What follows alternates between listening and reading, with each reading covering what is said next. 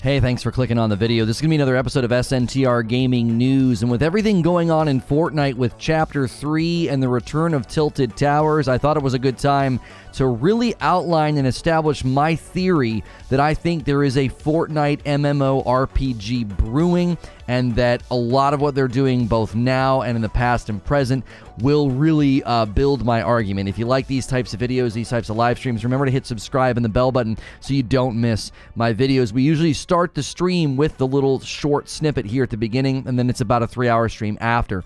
So make sure you are subscribed so you don't miss out. This is an SNTR update. With everything Fortnite does, from changing the map, flipping it upside down, to throwing dinosaurs in the world, I happen to think there is something bigger going on with this game and this property. And with the return of Tilted Towers, I thought it was a good time to give a flyover of the history of the game and really outline my theory about why I think there is a Fortnite MMORPG on the way. If you like these types of videos, hit subscribe and the bell button, or check me out on SNTR Gaming, where I stream live. There's a lot to fly over in this video, and I want to do it about as quickly as I can, and I think the return of Tilted Towers is just such a great thing to remind people about.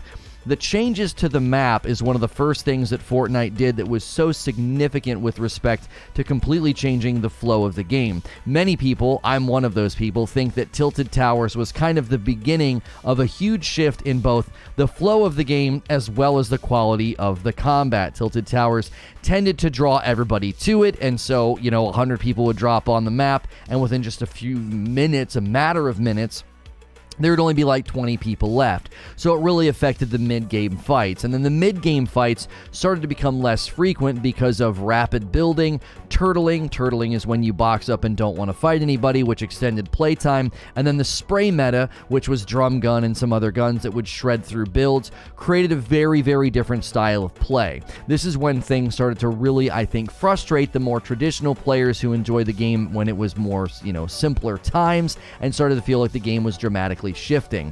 That was the beginning of what I felt like was their very, very apparent experimentation, and they view Fortnite Battle Royale as a great playground to test anything and everything. There have been vehicles, from planes to cars to hoverboards. Virtually any type of traversal that you could think of has been put into this game. There were the mech suits that created all kinds of controversy within the competitive realm as they were trying to do tournaments. These items were incredibly disruptive, and oftentimes they even felt out of place. They've added some of the strangest, most craziest, most gimmicky weapons over the years that really break out of what you would consider to be traditional Battle Royale weaponry. The building and the ability to build structures is something that obviously was born out of the save the world aspects of the game, but I think it is again a huge and significant way for them to test what could land in a much larger and more significant game than just a Battle Royale. Even the way the loot is colored and the way loot lands on the ground, it clearly makes for a game where you like to go and look for things. One of my daughter's favorite things to do is to go into creative and just literally run around and look for guns. It's just something she likes doing, and I think some of the aesthetic of the game really lends itself to that. You also have to look at the customization and everything you can do to your character. There are lots of other character models in the game, but just the skins and the customization alone, beyond that, what you can do to the skins of the guns and the vehicles, as well as if you were to have your own homestead or build your own property, have a place to store all your vehicles. This all, I think, looks like something far bigger than just a fun, gimmicky Battle Royale. Then you have to consider the leak. There was a leak last year about a limited time RPG mode that showed there was going to be a very, very different version of Fortnite that you'd be able to play in a limited time mode. I don't think they would do that as a limited time mode. I think those assets and those features were being, again, testing ground for an MMORPG. You have to think about the leak in regards to everything I just said, and it makes a lot of sense of why they would constantly be testing these things out. Not only does it keep Fortnite relevant as a battle royale where everything is always different every 3 3 to 4 months, but it gives them a great opportunity to really test all of the various things that could make for an absolutely incredible MMORPG. When you look at the brand and how it's Fortnite and then Battle Royale underneath, it stands to reason they could very easily have a Fortnite MMORPG. Just look at the way that Call of Duty has diversified its brand by putting Call of Duty at the top and then having all sorts of different game types, with the rumored game type coming out being very similar to Tarkov in Call of Duty. The reach and the scope and the popularity of Fortnite could make it the biggest and single most popular MMORPG, at least for a while, if they play their cards right.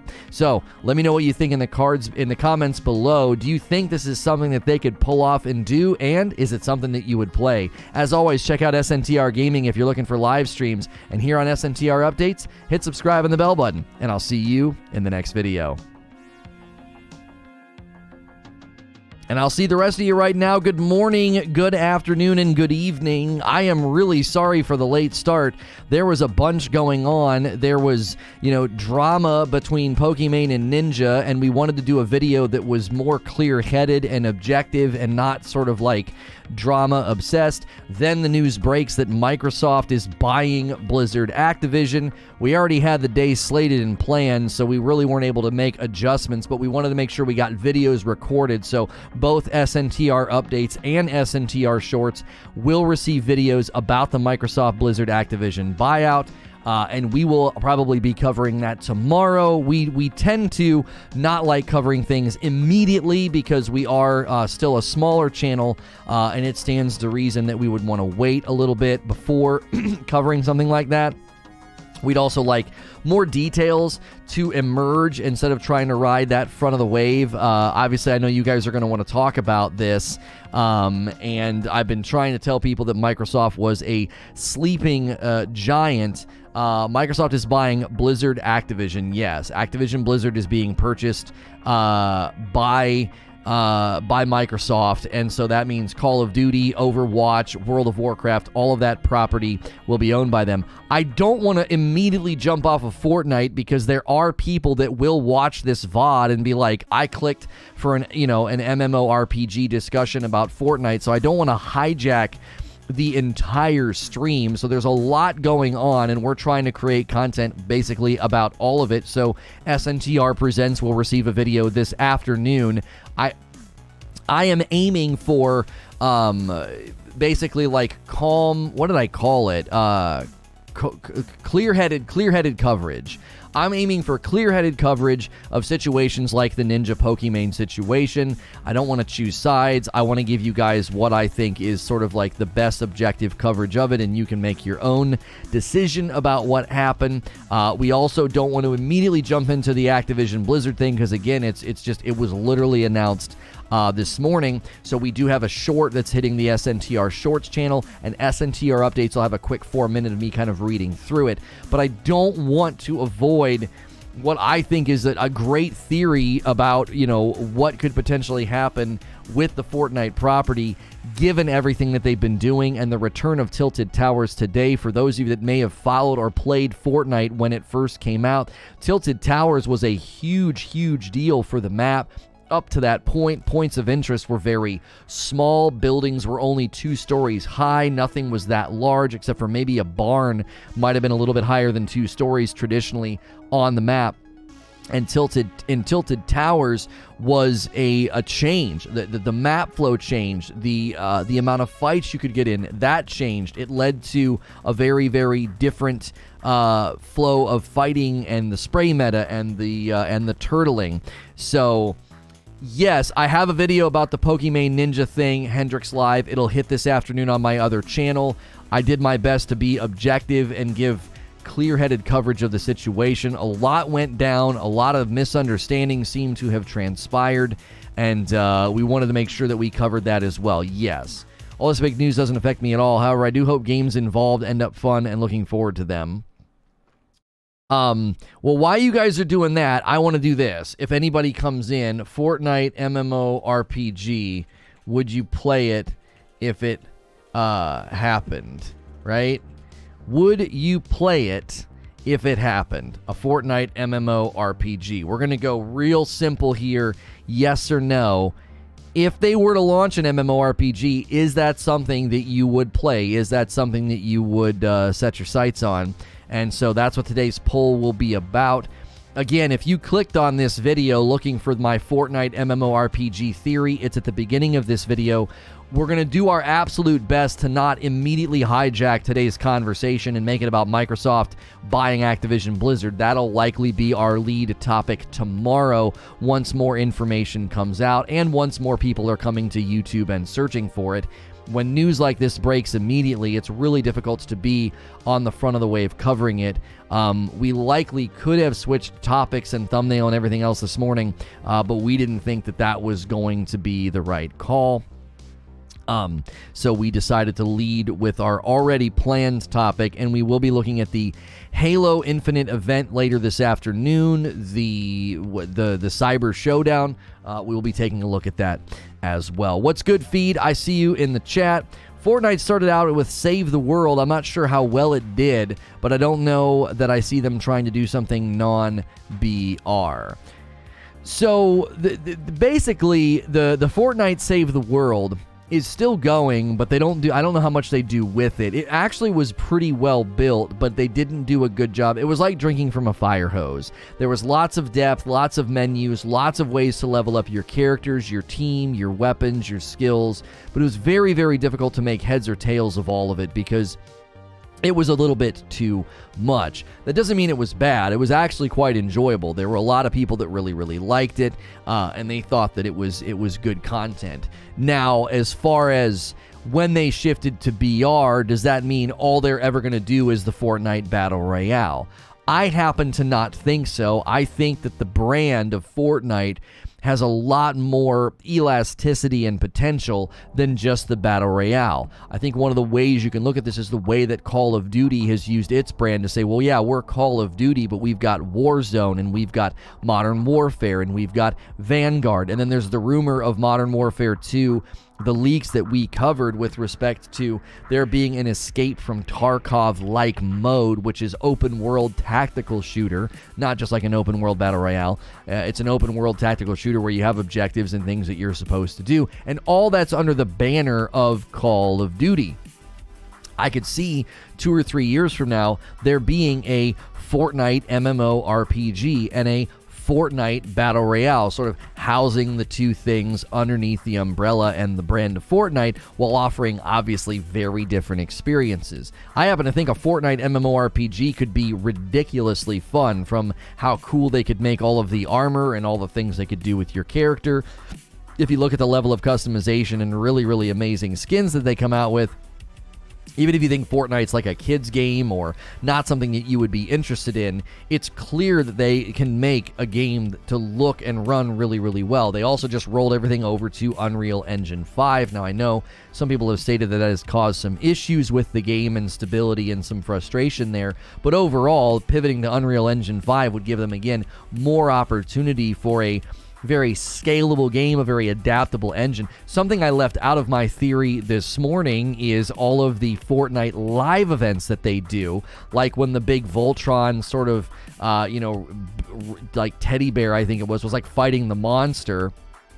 Having very, very big, large-scale events like that, world bosses, things of that nature, could again make Fortnite a standout and very memorable MMORPG. They could essentially bring the live service, live event, things that they've discovered and things they've unearthed, and like how well you can make a moment like that and an event like that, and bring that to bear on the MMORPG, landscape. I just don't see the MMO audience moving to Fortnite. They may, however, convert some fans to a more MMO playstyle. Here's the thing you have to understand. I don't think anybody would have guessed that like Amazon would be launching a reasonably successful MMORPG either, given that it's Amazon. So I don't necessarily know. Think about it like this, okay? When Fortnite first launched its Battle Royale, everybody was naysaying. Everybody was saying there's no chance in heck I'm playing that. What a joke. Fortnite really doing Battle Royale? People thought it was a meme. People thought it was a joke. 2 weeks later, everybody was talking about how fun it was, so I checked it out. And within 20 minutes, I said, I think this game's going to be bigger than PUBG. At the time, people thought that was the most ridiculous, most audacious claim I could make, because I was like, it's better optimized, it's fun, it looks good, it's great for streaming. I think this thing has massive appeal, and I think a Fortnite MMORPG would have a very, very similar start. People would be like, really? Fortnite? Come on. And then the reviews and the gameplay and the response from the public would hit, and people would be like, no, we're not kidding. It actually is amazing. It really is fun.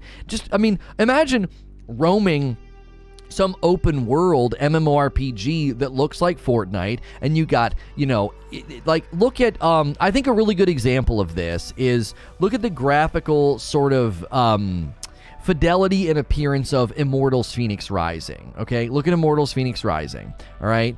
And then imagine that being an MMORPG. Big open, colorful landscapes, really cool enemies, because in Immortals Phoenix Rising, its graphical style is very similar to Fortnite. It's not that far removed from it.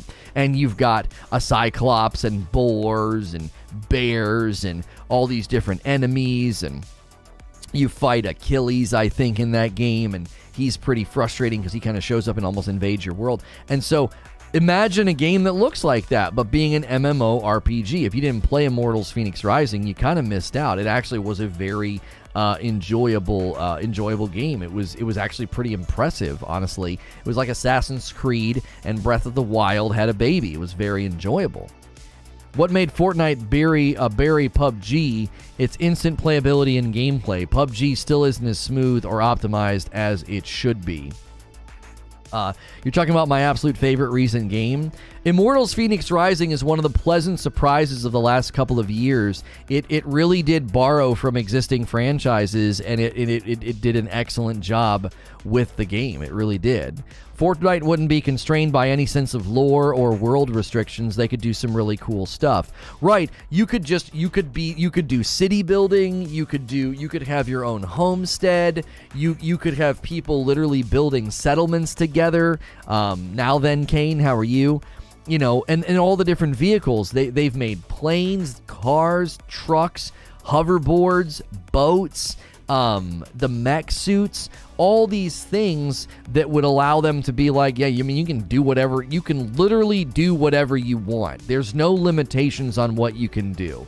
You can build and go and do whatever you want, like a true free and open and extremely customizable, MMORPG. I think people do this with Fortnite. They do the same thing to guys, like Robert Pattinson being Batman. They just can't believe that Robert Pattinson could be Batman, because why? Well, he was in Twilight. They ignore everything else the guy has done. Well, you can't look at Fortnite and be like, well, graphically it looks kind of like a kid's game, and generally the culture is more juvenile and more like teenager meme oriented, dancing on people. But Fortnite as a battle royale is incredibly fun, and it's super well built and popular. Like, it didn't become super popular just because streamers played it. It's because, like somebody said this morning, it's super accessible. You boot it up, you play, you have fun. Imagine an MMORPG. Listen to what we've talked about, our recent coverage of New World, and how I've said there's the rise of the MMORPG. And one of the reasons I think MMORPGs could tap into great success is they could tap into the more mid-lane, more casual hobbyist gamer. Not the gamer that's going to play an MMORPG for 16 hours a day, but somebody that's going to play for a couple hours a night. Imagine a game built in that world of Fortnite. Super accessible, super charming, great customization, amazing skins. You want to look like a knight with flaming armor, or you want to look like an elf with, dragon wings. I mean, who cares? They would put all that before you, and if it's super accessible and playable, it could be one of the most popular games in existence. Creature says, if they made an MMO, it would redefine dominance, and this is coming from me. I hate Fortnite. Yeah, a lot of people don't like Fortnite, and yet I'm here to tell you, as a brand and as a piece of property, it's got massive potential, and I think it's got massive agility. I don't think it has to stay in the Battle Royale lane. I do not, right? I don't.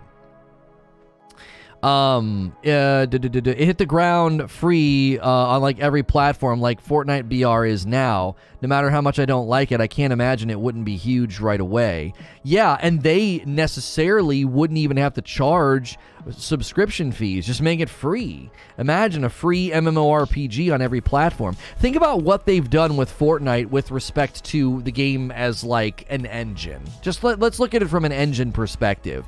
They made sure the game could run 60 FPS on old consoles. They just rolled everything over to Unreal Engine 5, so the game can be incredibly optimized for the broadest spectrum of platform. It can run on mobile, it can run on the Nintendo Switch, it can run on old consoles like the PlayStation 4 and Xbox One. I want you to consider the fact that there is an incoming MMO, Pandora, is coming to mobile. I forget what they're calling it.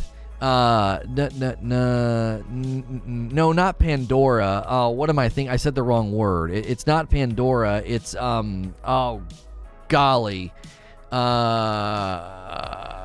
sci-fi movie Avatar. Why did I think Pandora? That's the name of the planet, isn't it?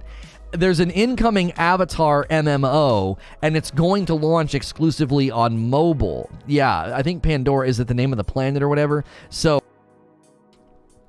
there is a massive, massive possibility of having an MMO that is literally multi-platform, in that it would be PC, it would be console, it would be Nintendo Switch, it would be mobile, it would have the greatest potential reach and greatest potential platform reach as far as an MMORPG goes.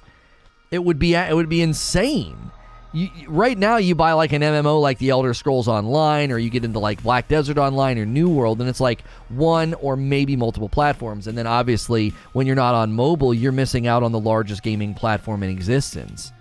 How they handle PvP, the BR crowd will likely expect a big PvP aspect in a Fortnite MMO. Think about what Fortnite could learn from New World with respect to territory control, big huge battles between settlements, open world combat. You could have duels and face-offs. You could have little arenas where people fight, like the gladiators, you know. You could have like a big stage and people could go head to head. There's so many things that they could do. Like, Avatar isn't an MMO? No, Sven, it's a different game. There's an Avatar game coming out for, I believe, PC and console that's action-adventure, but there is an Avatar MMO coming out for mobile only, because they know that, like, the mobile platform is enormous. Like, an MMO on mobile could be absolutely massive. Imagine an MMORPG landing on mobile, Nintendo Switch, every single old console, new console, and PC. It could be the largest game in the dadgum world. I mean, it would, like, I don't want to overstate how big Fortnite could be, but that platform reach, here's the way I look at it. To get to where they've gotten with Fortnite and to have the game optimized and to have the footprint that they have, a Fortnite MMORPG isn't out of the question. The largest barrier to my theory is servers. That's like the largest barrier that they would face, you know? It would be significantly challenging for them to get the level of support and infrastructure up and running, because it would definitely potentially rival and surpass the production support and server infrastructure. They would need all that. It would rival and surpass potentially what they need for Fortnite. Potentially, maybe not, but still. I mean, it could be. That's the biggest barrier that you would have to fiddle around with. Is like right now what Final Fantasy's facing. Like, we can't even sell the game. I believe the Final Fantasy XIV Edgewalker is going to go back on sale in like 7 days. I think the 25th, I believe. You got unsub when you're here frequently. We're not sure what's happening. I've had a couple people say that. I've had a couple people say and report on Twitter they're getting unsubbed from YouTube channels. I think when they push out big updates, it sometimes causes glitches in the matrix. So I'm not going to overbake the cake or overanalyze it. If you're new and you're just tuning in, we'd love to hear from you. Hit subscribe. That way you can talk in chat. Take the poll at the top of the chat. If my theory is correct and there's a Fortnite MMORPG on the horizon, would you play it? I would like to know. We are curious what you think about that. I made my case this morning, arguing through and walking through the history of Fortnite, all the changes they have made to the map, all the things they've done. And Barry, you're asking in Discord, did anything ever come from this? Let me put an image on screen that leaked that led to speculation about an RPG limited time mode. Now, keep in mind, I had my theory about a Fortnite Battle Royale before this image leaked. This image put a little meat on the bones for my theory, because you get a clear picture as to what they could do with it from a graphical standpoint. So what you have here is clearly, and this could have been why people speculated limited time mode, the original idea could have been limited time mode, because it looks like you have like a mage over here on the left, the banana looks like a wizard, then you have just sort of like your base level like soldier, you know, with a sword, and then maybe right here with the shield and the spear, a paladin like character, and then on the far right an archer. So it could have been you pick there's 4 classes, you pick one of the 4, and you and your buds can go play this limited RPG mode. Now, nothing ever came of this. This was a leak and nothing ever came of it. You can also see in the background a potential gigantic world boss enemy thing that looks like some kind of an ape maybe, or an ogre of some kind. And so, like, nothing has ever come of this at all. And this leaked, I believe this leaked sometime last year in the summer, and nothing ever came of it. Don't forget, it was leaked during the Apple lawsuit. Epic is working on an open world mode. That's another thing that came out of the Activision Blizzard lawsuit, was that there was an open world mode that leaked. This idea that, you know, you would kind of roam the open world. And so this image and those leaks, I think, I made these observations about the game and the changes and the vehicles and the potential of an MMORPG.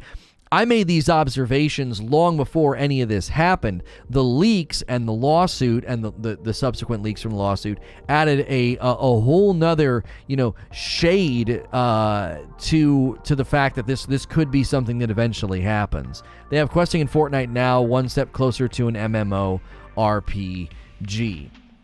Tim Sweeney talked about the Fortnite metaverse in the Apple lawsuit. We already know that they want to build a bigger, cohesive world. Right, I know metaverse is getting thrown around quite a bit, but if you're wanting a game that really gives you that true sense of freedom and that true sense of a metaverse, Fortnite would be the game that could have that. You could have your own property, your own house that you expand upon. Imagine buying and getting materials and currency and investing in like a big, huge garage, and that garage is housing your various cars or airplanes or mech suits or hoverboards or who knows what, and then all the different things you could do, you know, with your property. You could do significant things with that, you know.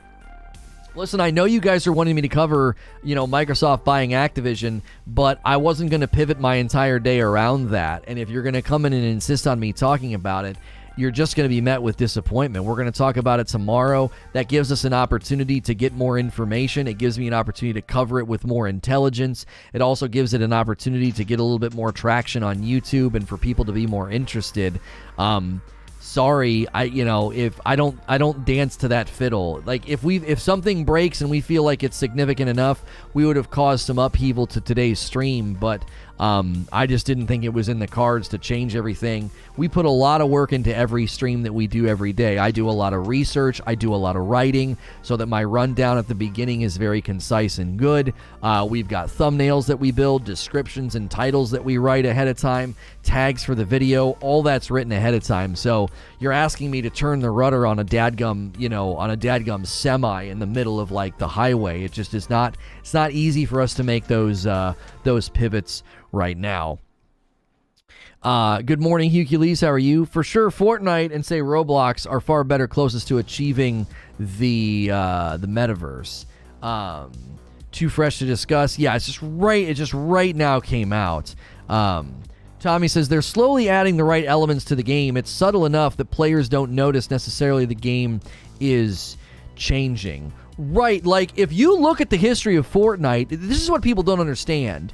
You're not like, oh, I'm not gatekeeping, but I'm going to say something. You're not really an OG Fortnite fan if you don't remember how disruptive Tilted Towers was. Like, to say that now to a gamer that plays Fortnite, oh man, Tilted Towers was so disruptive to the game. They'd be like, what the frig are you talking about? Yeah, well, back then, the highest building was only 2 stories tall. There was a 3rd story, which was the attic, or like the upper areas of a barn. But all buildings were 2 to maybe 2.5 stories tall, nothing of significant size, no big structures at all. Very open world, very empty feeling. You're literally building for your own cover out in the open. The cone of accuracy was hotly debated and defended. I think a stroke of brilliance from the developers was that they really pushed for the cone of accuracy to keep the open world movement good, so that you didn't get laser beamed like you do in PUBG or these other battle royales.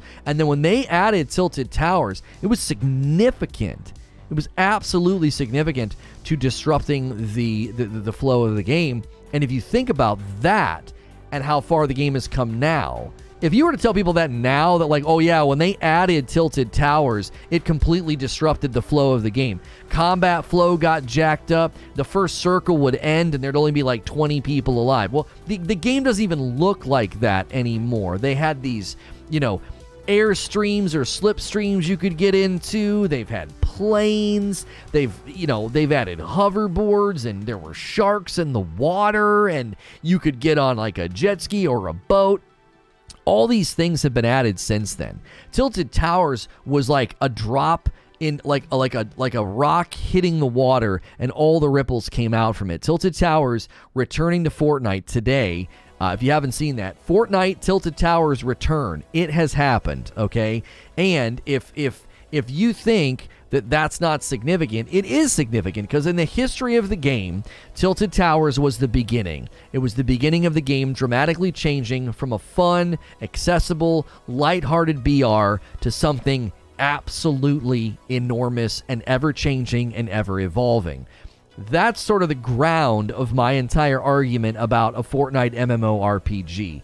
Why I think they could do it, why I think the potential is there, why I think both the engine from a technical aspect is great for it, but I also think the amount of information that they have learned from all these years of experimentation would aid them significantly in building an MMORPG, or sort of like a metaverse game experience. What is Tilted Towers? It is a point of interest on the map. It's basically a little town with a bunch of high-rises, like really tall buildings. So there's 2 or 3 buildings that are probably 6 to 7 stories tall, a couple of other buildings that are like 3 to 4 to 5 stories tall, and then there's like roads and some back areas and like a little gas station. It was basically the largest, most diverse point of interest in the game when it was added. Up to that point, there was Pleasant Park, which had, I believe, 8, 9, 10, 11, 12 or 13 houses around it, and well, probably less. I think it was 3 or 4 on each side, so that was probably 6 to 8, 3 on the backside, 9, probably around 10. Pleasant Park had about 10 buildings, 10 houses, and they were all only about 2 stories tall. None of them, except for one, had a basement. Adding basement to the houses was something that they did very, very later. Only one of those homes that, to my knowledge, had a basement. It was the one on the one corner.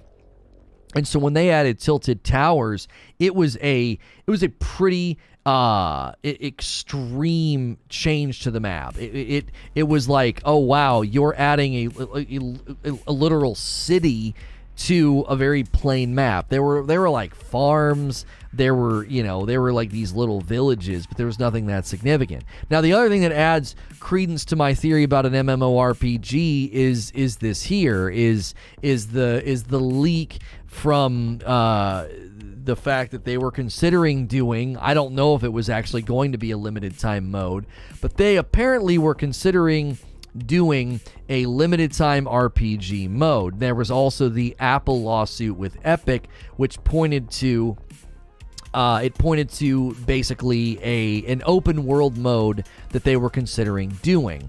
And if you look at that and you consider just how often there have been big changes to the game, and then you look at everything that they've added, the fact that they were considering doing an open world mode or an RPG mode like this, I think adds a lot of credence to the fact that they could be doing an MMO RPG mode for Fortnite. And then the poll at the top of the chat, if you're new and you're just tuning in, hit subscribe if you want to talk in the chat.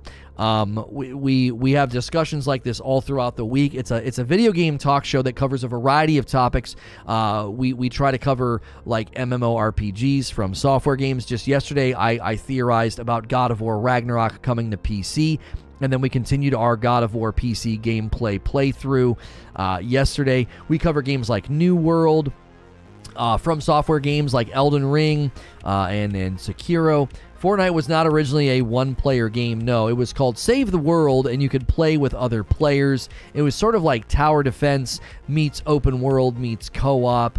It was a cool little It was a cool little game, honestly, and they've not done much with it since then. Look at the coffee placement in the background. Yeah, we've got our product placement back there. If you're enjoying the show, do me a favor, hit subscribe, hit the bell button, hit the like button, do all those things. It is free to subscribe to my channel. I am a safe for work broadcaster. A lot of the guys that stream Fortnite might not be, so if you're looking for somebody that does gaming news coverage that is also safe for work, a lot of people treat me like gaming radio. You can subscribe to my channel in confidence. I'll be in your sub feed all week doing shows like this with discussion. Yes, I know, Microsoft bought Blizzard Activision. We will be covering that tomorrow. We like to investigate and dig and verify before we cover, like my producer said in chat this morning. We fact check, we dig details, we make sure what we are talking about is accuracy and not just stuff that we're making up. It's one of the reasons that you come to me. It's one of the reasons that you trust me, is because I take the time to do that. If you saw the work that went into these streams, I think you might appreciate that a little bit more. So Activision Blizzard coverage will have to be tomorrow. We did a very quick 4-minute update on our updates channel and then a 1-minute short on our shorts channel, because we understand and acknowledge that the news is big and the news is pressing, but we put so much work into the daily shows. I could not push this topic off because we put a lot of work into this one. And today was a pretty big day for Fortnite. Tilted Towers returned. Fortnite Flipped is trending on Twitter, and we wanted to make sure, hey, we want to get this theory out there. If this ever ends up happening, that'd be a pretty big feather in my cap to be like, hey, I told you. There'll be a lot of feathers in my cap tomorrow. I know people probably think that they're maybe going to win some debate with me, but I've been trying to tell you that Microsoft is a sleeping giant, and they are flexing those muscles significantly. Let me get the thumbnail, creature. And, we really, really enjoy covering a variety of subjects here, which includes covering Fortnite, because I think Fortnite's a pretty significant game. It's a pretty historic game. I believe that it has influenced the market more significantly probably than any other game when it comes to stuff like this. I think it's really, really impacted free to play. I think it's impacted battle royale in a huge way. And so to pretend otherwise, I think is foolish, which is why I do think the potential of a Fortnite MMORPG would be significant. It would be significant. It could be potentially one of the most popular games out there. And our video is live on the updates channel. If you guys want to support it, it just went live about the Microsoft acquiring Blizzard Activision. And so I just sent out a tweet as well. There we go. He'll stay until the deal is closed, and then he will leave. Yeah, you guys are worried about like who's going to stay and who's not going to stay. Yeah, you're a Sony fanboy.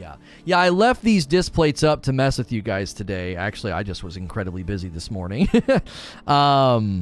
This proves the point that Microsoft is not worried about the console war. And he says content war. I think they just won it, in my opinion. We will have that debate tomorrow, so come ready to debate that tomorrow. It's not a console war, it's a content war. I think it's a great way of framing it, and we will break that down tomorrow. Microsoft buying Activision Blizzard, what does that mean for games? What does it mean for Sony? What does it mean for all that intellectual property that Microsoft basically now owns?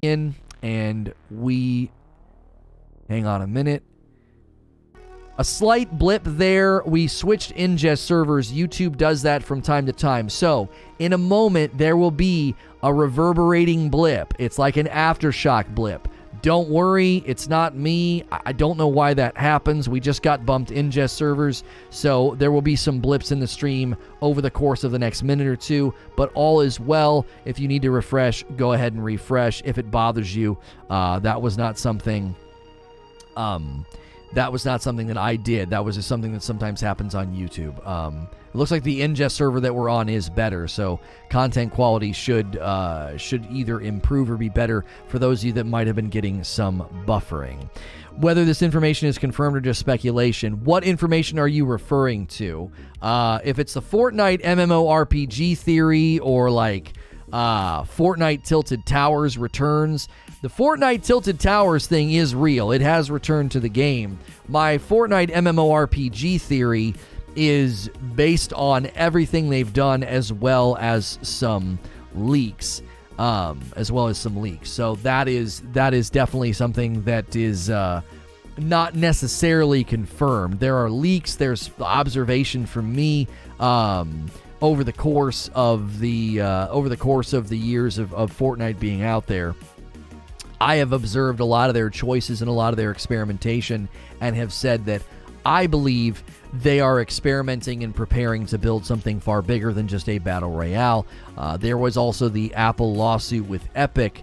There was the Apple lawsuit with Epic that revealed they were planning an open world thing. They wanted to do open world. There was this image that got leaked about a potential RPG limited time mode. You can see they've got like a wizard and like a warrior and like a paladin and an archer, and then some kind of a big, world boss in the background. This adds a little bit of meat to the bones of a theory. I've been putting this theory out for a very, very long time that I believe they're doing something far more significant with all of the vehicles. They added things like planes and mechs and cars and golf carts and hoverboards and just a litany of things. Out there with respect to the freedom of the game and so many things that they could do. That was the weirdest blip I've seen yet. It didn't disconnect, but you were hilariously out of audio sync for a good 30 seconds. If there's one thing I think YouTube has done a pretty good job of, giving you the ability to like maintain a stream even if there's a blip or a disconnect. So hopefully that doesn't affect us too badly. I mean, we might have to, Creature. I don't know. I think that we probably again stand to benefit to hold off. I just think we stand to benefit to hold off because the Halo event, the Battle Pass, and the people are going to want to see it. I mean, it's a brand new thing today, and we're known for covering that. So, I think we're just going to have to stay the tide. The short took off. Hey, somebody ordered some coffee a little bit ago. First coffee order of the day. 2 bags of the Frickmas blend to Francis. Thank you, Francis. If you guys haven't ordered any coffee, chat can tell you how good it is. You can go to ragelessroast.com or you can use the coffee command. And we appreciate all those who consistently order the coffee, whether it's a reorder or a first-time order. Thank you so much for that. And that is a great way support the channel. That's a great way to support the channel and support me directly. Subscribing is free, so is pressing the like button. Direct support can be done with the $ at the bottom of your chat box. You can send a tip or become a paying member or support any of our various sponsors. I need to check on something. You can support any of our various sponsors. I'm always wearing a shirt from 80s Tees. And let's see here. Okay. Amount to withdraw. That is so weird that they're doing it that way. Dark roast all day. Okay. Lono, with all this epic talk, don't you have an epic code? Yeah, if you ever buy V-Bucks or do anything in the Epic Store, use code Lono. Code Lono is the same code you use at 80s Tees to get a 30% discount, and then the disc plates in the background are obviously one of the many you can get from Displate, and you get a very, very nice discount over there on Displate by using my link in the description below, or by using the Displate command in chat. So thank you and welcome to all the new folks who may be tuning in to check out the news. If you're interested in Fortnite gameplay, I regret to inform you we're not really playing right now. If you're looking for like tilted towers or leaks or clues or any of that stuff, we are not currently doing anything with that. Obviously, that's the big news today. I'm outlining my theory about the potential of a Fortnite MMORPG, and I want to hear from you. Do you think that that will be something that you would check out? You can take the poll at the top of the chat. The poll is split right down the middle. We're only a half an hour through the poll, already 350 votes. Cast your vote yes or no. If it happened, would you play a Fortnite MMORPG? And we are split right down the middle, 51-49. What are your thoughts on Microsoft buying Activision Blizzard? I will be doing a huge breakdown of that tomorrow. In the midst of planning and getting all these streams ready, I want my stream and coverage to be very good. So that announcement hit this morning. We were not in a position to do. We were not in a position to suddenly pivot and divert to it. So we will be covering it tomorrow. We put a lot of work into every stream, the title, the description, the tags, the thumbnail, and I did not want to go into the Microsoft acquisition like half-cocked. So we will be covering that tomorrow. It'll give me more time to gather information. It'll give time for the news cycle to run, and then we can have a good discussion about it tomorrow. There will come a time where we may be pivoting to breaking news when that happens, but this morning it just was not possible. It hit, and I was literally finishing recording a video about the Pokemon Ninja drama, and I was like, okay, I can't also do that as well.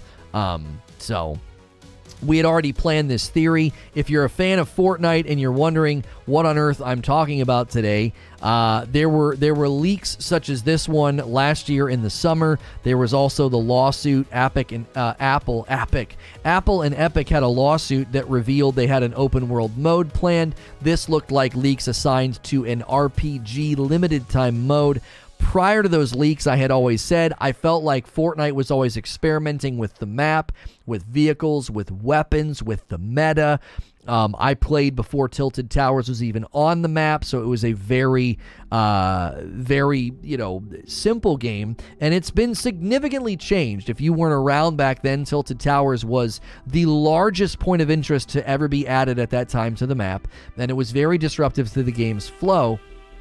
And that, in my mind, was the beginning of their experimentation with Fortnite. I don't think Fortnite Battle Royale, given that it is on all platforms, both mobile, Switch, both consoles, and PC, I don't think they would look at that reach and the optimization of the engine and just keep their IP, their brand, only in Battle Royale. I've made comparisons to Call of Duty. Call of Duty has Warzone and, Cold War, Modern Warfare, Vanguard. They have all these different brands of the property underneath, and I could see a Fortnite Battle Royale, and then in a couple of years down the line, you could see a Fortnite MMORPG. I think the biggest barrier to Fortnite gameplay translating to an MMORPG. It's not the engine, the weapons, the characters, or any of that. The Fortnite Save the World gameplay is very much built for that type of gameplay where you could be dungeon crawling, fighting world bosses. If you think about the level and the scope of the live events that they've done in Fortnite, they could do something like,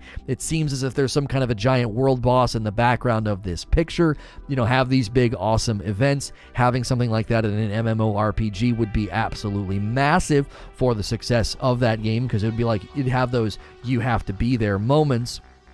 And the other thing to consider, I think, is the fact that server space would be their biggest challenge, I think. Right now, you see Final Fantasy XIV having to basically, they had to stop selling the Edge Walker DLC because they could not adequately provide server space to people. And if you look at that reality and then look at Fortnite's reality, Fortnite, if you don't remember, they actually shut down Paragon, another game that they were working on. Epic had another game called Paragon. They shut that game down because they basically needed the servers. And so for Fortnite to suddenly mushroom into two properties, essentially, an MMORPG, it would be, it'd have to rival their existing infrastructure and server quantity, which would be incredibly challenging. So that's why I think if it ever happens, they are going to face challenges, but I think there'll be more technological challenges than they would be creative challenges. If you look at the way they let you customize your character, all the different artistic things they've done with the game, all the different vehicles and weapons and things that they've added, from a boombox to a sword to to a surfboard or a hoverboard or sharks in the water. It's one of those things where I think that the potential of the game is beyond Battle Royale at this point. It really, really is. Who wouldn't love playing as their favorite characters like Naruto, Spider-Man, Batman, etc. and MMORPG? Yeah, right? Like, you could imagine that a Fortnite MMORPG, imagine the expansions, the DLCs, the areas that they could add. What if they suddenly added a Spider-Man questing thing that you could go do, and you could go play as Spider-Man and get all these cool Spider-Man things. So think of what they're doing in, Diablo, think of what they're doing in Diablo, and think of what they're doing with seasonal characters and seasonal characters in No Man's Sky, right? Think of what they're doing there. Yo, Helix Music with the brand new membership. Thank you for clicking the join button. Enjoy the dope badge. Enjoy the emotes. You guys are the best. Thank you so much for doing that.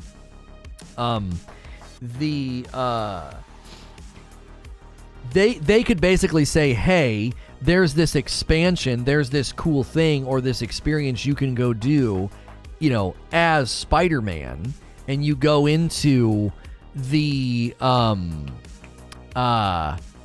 city of New York, and they can have the entire city of New York. They could have it built. You could be Spider-Man doing all these different things, and you could get all these cool customization items, things for your home, things for your character, who knows. And then that could translate to your main character. They could do things like that where you're essentially like going through like almost like a portal of some sort, What prompted this topic was their news. So basically last week we were looking at Monday and Tuesday, and we were thinking, okay, there's not any major significant news. What could we do on Tuesday?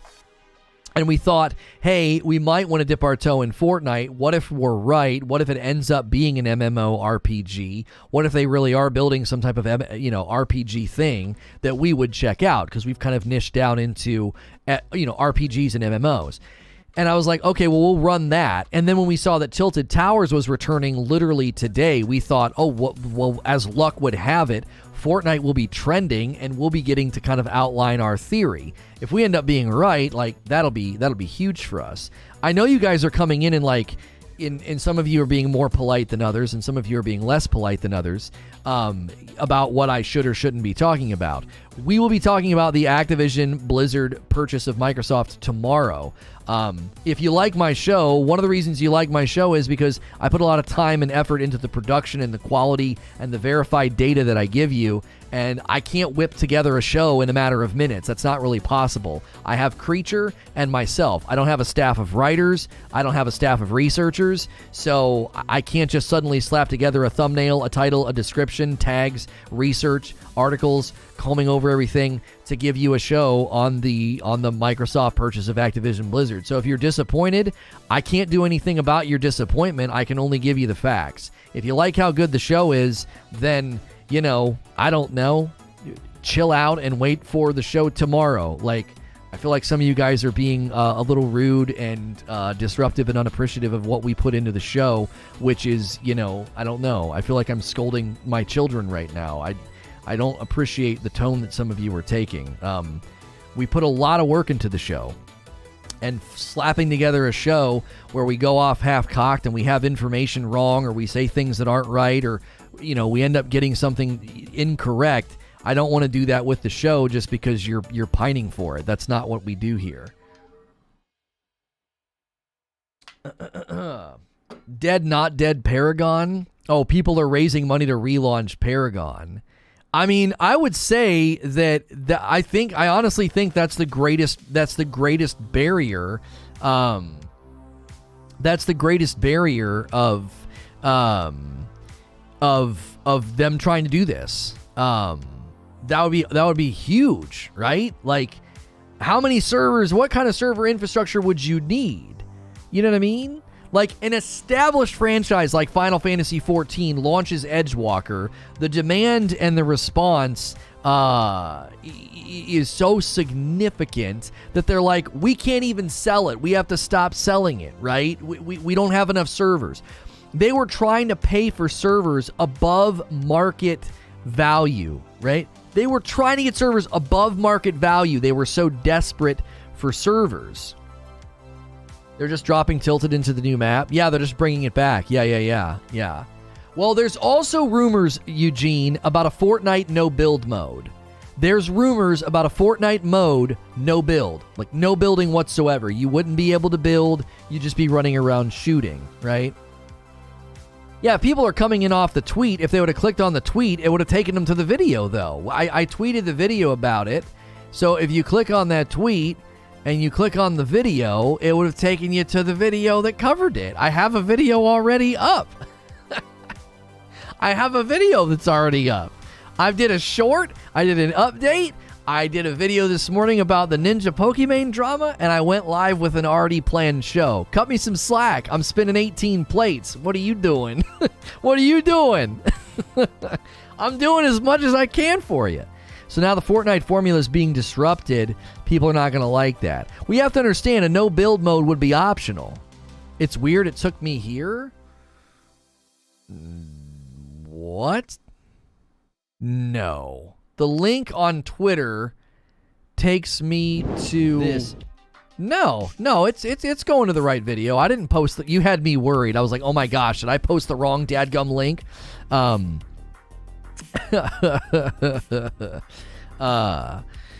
actually play Fortnite again if there was a no build mode. When they do limited time modes, they're totally optional. You can go play them if you want. So you don't have to if you don't want to. You know what I mean? The no build would be a wet dream. Here's one of the reasons I would play a Fortnite no build mode. I would. I honestly would. I'm not kidding you. It might have kicked him over here after watching the short. No, yeah, that's fine. I get it. Listen. I understand your desire to talk about it. You need to understand my desire for production and planned and timing. Like, the reason we started at 9:30 today instead of like 9:05 is because I was getting everything ready for those other videos. I did a quick 60-second short. I did a quick update. I did a quick video. It took me 2 takes to do the frickin' Pokemon Ninja video. So that is that we're doing what we can to spin all those plates and give you all that great coverage without disrupting our plans here. If we could give you a window if we could give you into how much work we put into this show every day, you'd understand why there was no way I could slap together a show this morning about it. Tomorrow's show will be better. Trust me, it'll be better. It will be organized. We'll have our thoughts. We'll have our argumentation, and we'll have a great discussion. Don't worry. If you're looking for the Activision Blizzard thing, that will be tomorrow. Yes. The new Halo event starts today at 1 p.m. Eastern. Distorted says, Fortnite ain't it for me. It's a turnoff as a subject. I'll come back ravenous tomorrow. Yeah, no worries. No worries. Everything discussed would be hypothetical anyway, so it can wait until tomorrow. Today's topic's intriguing. So, yeah, let me establish why I would play a Fortnite no build mode. Let me establish why I would. Because when I played Fortnite Battle Royale when it first came out, I didn't do much building, and there was a couple of reasons why I didn't do a lot of building. It drew attention. So I remember at the end of modes and at the end of rounds, I would be like up on a mountaintop with somebody, and they'd be like, let's build, let's build. I'm like, why would you build? They're going to know we're here. They might strut right past us down below and have no idea where we are. You build a giant structure, and they're going to know exactly where you are. So I was very non-build in my initial experience with the game. I used what I had learned from PUBG about using the landscape, using the hillsides, and using ridges to stay out of sight lines and to ride the edge. I would ride the edge and go for the win. I'd get 1 or 2 kills, and I'd win a solo match by literally not engaging, not building, and riding the edge of the map, right? And so commonly, my experience with the game, it would improve slightly when I got better at the building and embraced build meta, and I switched to mouse and keyboard off of controller, and I had a much better time. However, the game has changed so much that if you can't build like a mini mall in seconds and edit and edit again and edit again and unedit and re-edit, if you can't do that, like, you're generally going to lose, right? You're generally going to lose because they're in that build meta. So I would love to get back to the basics of just like a BR, navigating the landscape, navigating the zone, getting some good gear, and trying to win some fights instead of having to build like these giant structures and get into edit fights. Like, edit fights is the new meta. I don't know if you've watched any of the recent gameplay. I can't even tell what's going on, right? If you build a little box to get above me or to protect yourself, and then you jump out of the box and we have a fight, okay, that's one thing. If you build a box and another box and another box and another box, and you're editing those things, and you're running around in circles, and you're editing and re-editing the walls, and I have no idea where you are, well, like, that's it. That's the end of the fight. I can't do that. I'm not built that way. A no build mode might be very popular for console controller players. Yeah, people can play pretty well on controller. I think they would surprise you, right? You literally hit one key and build a castle. It's so stupid. I have a love-hate relationship with Fortnite. I miss the OG Fortnite since I'm horrible at building, so I never do that good. But I'm the type of gamer who still enjoys the game even though I'm bad. Right. You think even if the no build isn't legit, Epic seeing a pop-up everywhere and going, maybe we should consider it. Well, yeah, it leaked from a notable Fortnite leaker. So there's a lot of guys that grab the Fortnite leaks and they run with them. And there was a notable Fortnite leaker who said there's a no build mode coming. It's coming. And you're not built that way, try editing. Oh gosh, I did not mean to make a pun about building. So if you're just tuning in, we're talking about a variety of things. There was a rumor and a leak about a no build mode in Fortnite. We're also talking about my theory that Fortnite is building an MMORPG, and they're using the Battle Royale to experiment. There obviously was this leaked image that showed that there was going to be some sort of a limited time RPG mode with what looked like a couple of different classes, like a wizard and a warrior, paladin and an archer, some big boss in the background. There was also leaks from the from the Epic Apple lawsuit, and it indicated they wanted to do like an open world mode. And so I have a theory that a lot of their testing with the weapons and the structures and the vehicles is them preparing the way for a really, really big and successful MMORPG. We're also, discussing the leak that there's a Fortnite no build mode that may be coming, and would you play that? Would you enjoy it? I don't think we're going to cover the G4 Madness Orphan because it's been covered up one side, down the other. We've been considering on SNTR Presents zooming out, covering something that's a far bigger topic, and then we would reference maybe that situation. We're still going to tread lightly, though, because that one it immediately became tribalistic, and you were either on one side or the other. So it was like, oh golly, I don't like what either side is really saying. Like, one side's being hateful and nasty, the other side's being, reductionist and honestly unfair in their summary. So we're trying to come up with a structure on how to do that. So I didn't want to cover the ninja Pokemon drama, but it was unavoidable. It was like, how the frick am I supposed to talk about this without talking about two of the biggest streamers on Purple, like, having a go at each other, like having a fight or a tiff or whatever? Because what we wanted to do was make a video about how, Twitch has favorites, and that's more of a zoomed out video, and we would reference some of the things that have transpired on the platform. And instead, they had their little blow up last night, and I was like, well, we have to talk about that. So we don't want to get steeped in situational, like, drama coverage, but more like zoomed out, more cultural, more the industry coverage, and then reference and be like, a great example of this would be the situation with G4 or whatever. So if you're not familiar with G4 TV, you could find a handful of videos on what happened. A host went on a rant. The rant seemed really out of place. Some people were like, this is really not why you've been criticized. They think they're being criticized because they're a woman. And so there was this big to-do, and it hasn't gone well for them because it kind of felt like they were scolding their audience. It also kind of felt like some of her frustrations were legitimate but aired in a poor way and at the wrong time. And it also felt like everybody's quick to run to that, like if you're criticized or if your position is doubted or picked apart, it's because you're a woman, and like, well, maybe not, maybe just because you've had some really bad takes. So there were lots of moving parts, and so I was hesitant to cover it because, again, we want to get away from covering instances and try to zoom out more and have more like cultural coverage of that kind of stuff. Do you think the pop-in, pop-out BR player will be wired to grind 1,000 hours into an MMO? That's a great question, Clay Road to Derp. So listen, here's the thing.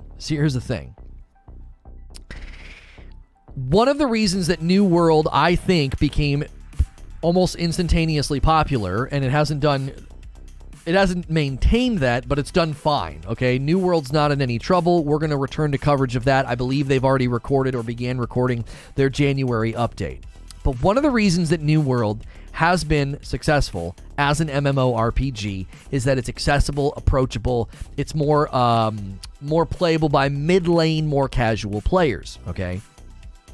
Consider the fact that the mobile market is gigantic in comparison to every other gaming market, and then the PC market's exploding as well. So if you're going to build an MMO, a really, really ripe market for that is mobile. There is an Avatar MMO coming out this year for mobile only. This is not the Avatar game that's already been announced. It's going to be like an action-adventure RPG game that's like first person. I don't know why the frick you would make an Avatar game action-adventure first person. Like, why wouldn't I want to see my really cool character? But whatever. I think it's a just insane mistake stylistically, but fine.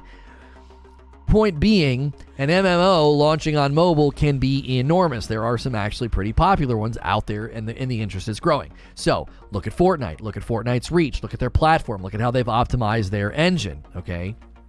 They've optimized their engine to squeeze 60 FPS out of really, really old consoles, right? They've squeezed 60 FPS, good performance. They've ported Fortnite over to the Unreal Engine 5, which is built to last, very agile, very good engine. So if you take all those realities and you take how big and well known Fortnite is, they could take everything they've learned from the planes to the mech suits to the weapons to the crazy stuff they've added. I think a lot of the times people wondered, why are you doing this? Why'd you add a boombox? Why'd you add this? Why'd you add that, right? Well, I'll tell you why. They're experimenting, right? They're experimenting. I don't think they genuinely thought, oh, the mech suit will really add to the vibrance and the playability and the excitement of the Battle Royale. No, they didn't think that. They thought, let's see how it goes.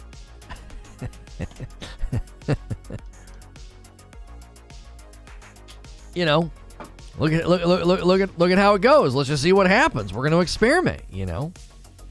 Reaction coverage versus plan coverage is always better. Look how many people heard the Microsoft news and came here to talk, even though it's not the topic. Tomorrow's plan will bring everyone back. Yeah.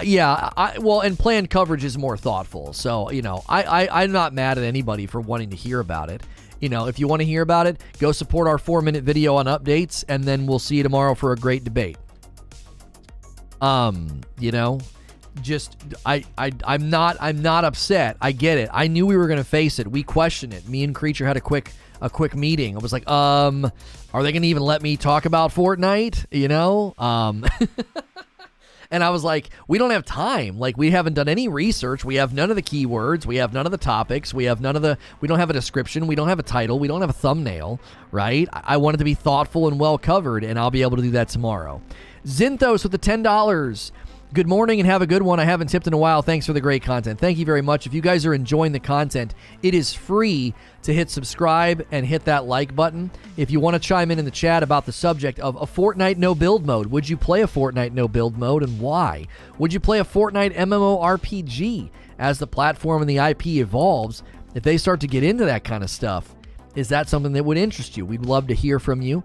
I am a safe for work broadcaster, and you can subscribe in confidence. I'll be in your sub feed all week discussing gaming news. We already know what we're talking about tomorrow. Microsoft buying Activision Blizzard, so you can look forward to that coverage in the morning. This afternoon, we're checking out the Halo Infinite Cyber Showdown event to take a look at the Battle Pass, the gameplay, what's it like. We'll give you that breakdown and that rundown later this afternoon. We have a much larger channel called SNTR Presents with 47,000 subs, and we are covering over there today the Pokemon versus Ninja situation. So a whole host of coverage for you today. Here on Gaming, though, today we are covering my Fortnite MMORPG theory, as well as debating whether or not you would play a Fortnite no build mode.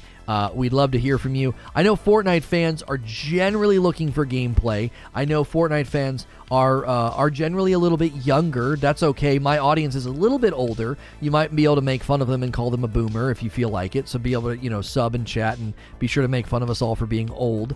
A dark roast order a coffee to Hot Like Robot. Thank you, Hot Like Robot. Second coffee order of the day. Who else is going to be ordering some coffee? That's a great way to support the channel directly. My shirts are always from 80s Tees, and those are displays. You can use those commands in chat, shirt, or display to get a nice discount on those sites. Or order coffee, which is ours. We ship it to you directly, like my wife and kiddos bag it up and give you a thank you note. So you're supporting a small business when you order the coffee. That's not some company I get a kickback from. That is ours. It's sitting right there. There's the 3 flavors: light roast, dark roast, and our holiday blend. Chat can tell you which they prefer and why if you want a testimonial. More detail on the topic in Death of Game Fortnite MMO in Nerdslayer Studios. What in the world? Huh? What are you trying to say? Unpopular opinion, I thought the mechs were cool and fun. This is what I expected from the mechs, Lays. So when they added the mechs to Fortnite, I thought for sure what they were gearing up to do was to have a mode that was like a Titanfall kind of a mode, where, you know, you would go in and do duos, and you'd have one person in the mech and one person not in the mech, or something like that. That's what I thought they were testing and doing. It was like, oh, well, they're adding the mech so they can do some kind of crazy, you know, wild mode, you know, later on down the line. You know, and that'll be, you know, that'll be a hit, will it not? Now, did they do a mech mode in Fortnite later on, or was it just like everybody hated it, you know, Courage flipped out, quit the one tournament because of the mechs, and then they stopped asking him to host after that? I thought that was a pretty petty reason to blacklist the guy, but whatever. They had a Mech Wars mode. Okay, so they did. Okay, so I was right to a degree. I thought, okay, certainly if they're doing this mech in the game all of a sudden, they're testing. This is for a mode. but it also very likely could have been, like I'm saying, testing for something significantly bigger. Because imagine if you have an MMORPG and you're having like territory wars and fights and battles, you could very easily see how they could say, oh, hey, you know, this would be great. This would be great for a big PvP mode, you know, to fight over territory. A $5 tip from Christian. I think it's a good thing for Fortnite to have a no build mode. It'll absolutely bring more players back into the game and lower the difficulty. What do you guys think? Do you guys think Christian is right? Would a no build mode bring you back? Would it bring players back? Would it lower difficulty? Would it open up the landscape for accessibility? Curious about that.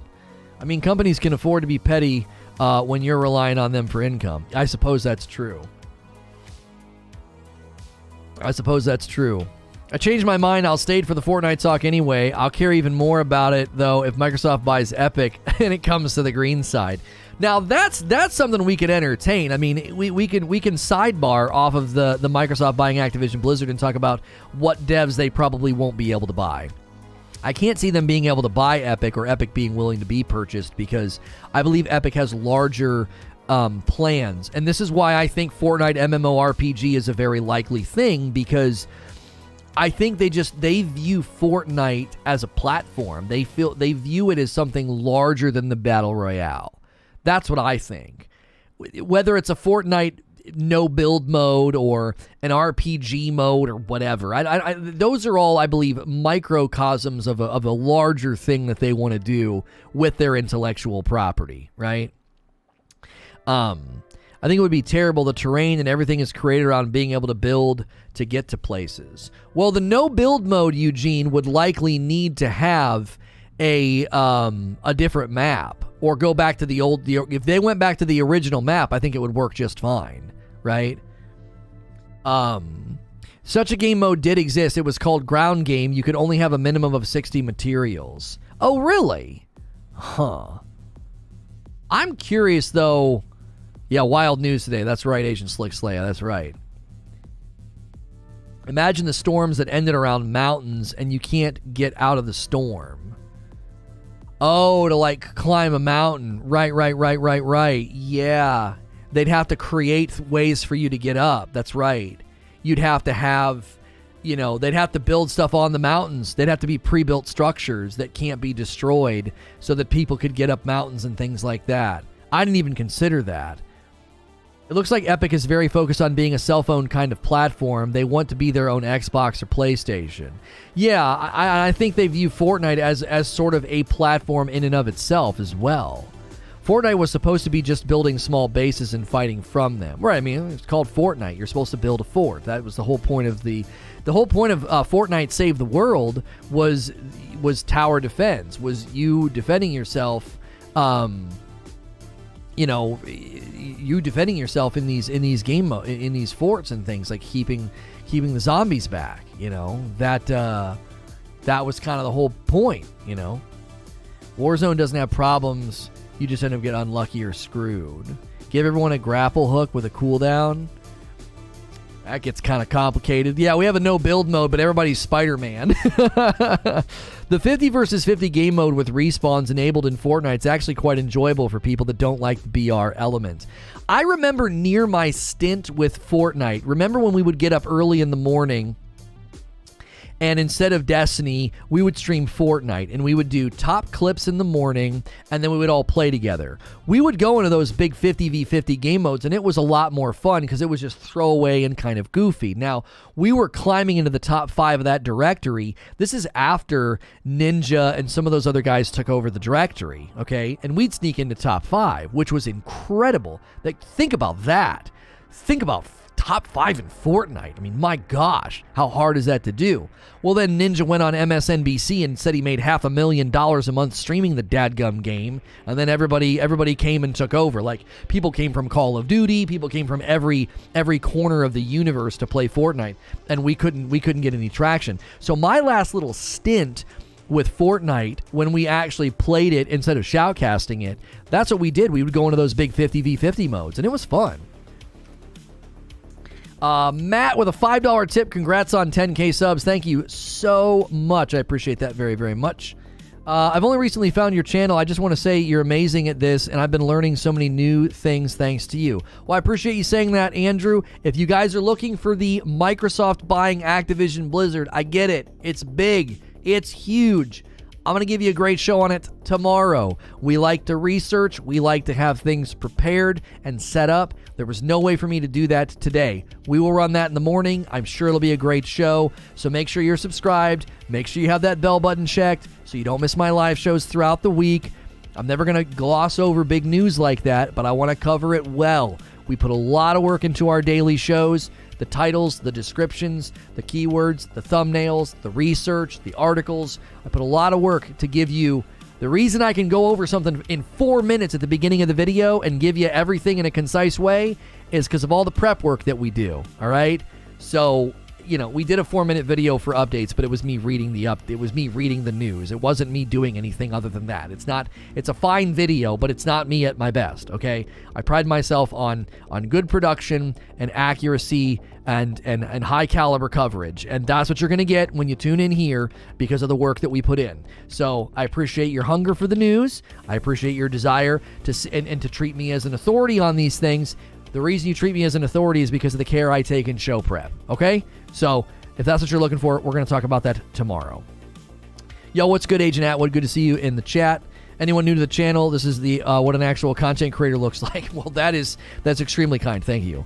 When you can't make games, just buy big party. Shut up. That's actually pretty accurate and true. Yeah. If you can't make good games, just buy the people that can. Tree. Listen. I mean, look, if you're a bad cook and you got the money, then you buying a cook. No, who's going to make fun of you for that, right? If your wife or yourself or your significant other are garbage in the kitchen and you're wealthy, there you go. If you've got the money, why not, right? Why not? I know it's not the topic, but did anybody see that the first price changes for Halo Infinite bundles come today in the weekly item shop update?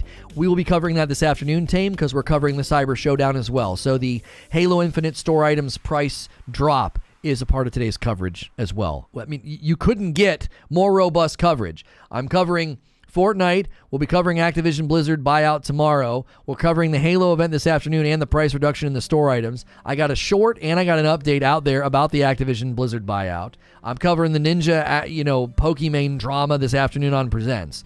You're getting it all, okay? You're getting it all, whether you like it or not. News didn't break until he already started the stream. Timing was rough. No, it broke before. It broke before because I recorded a 4-minute and a 60-second short about it.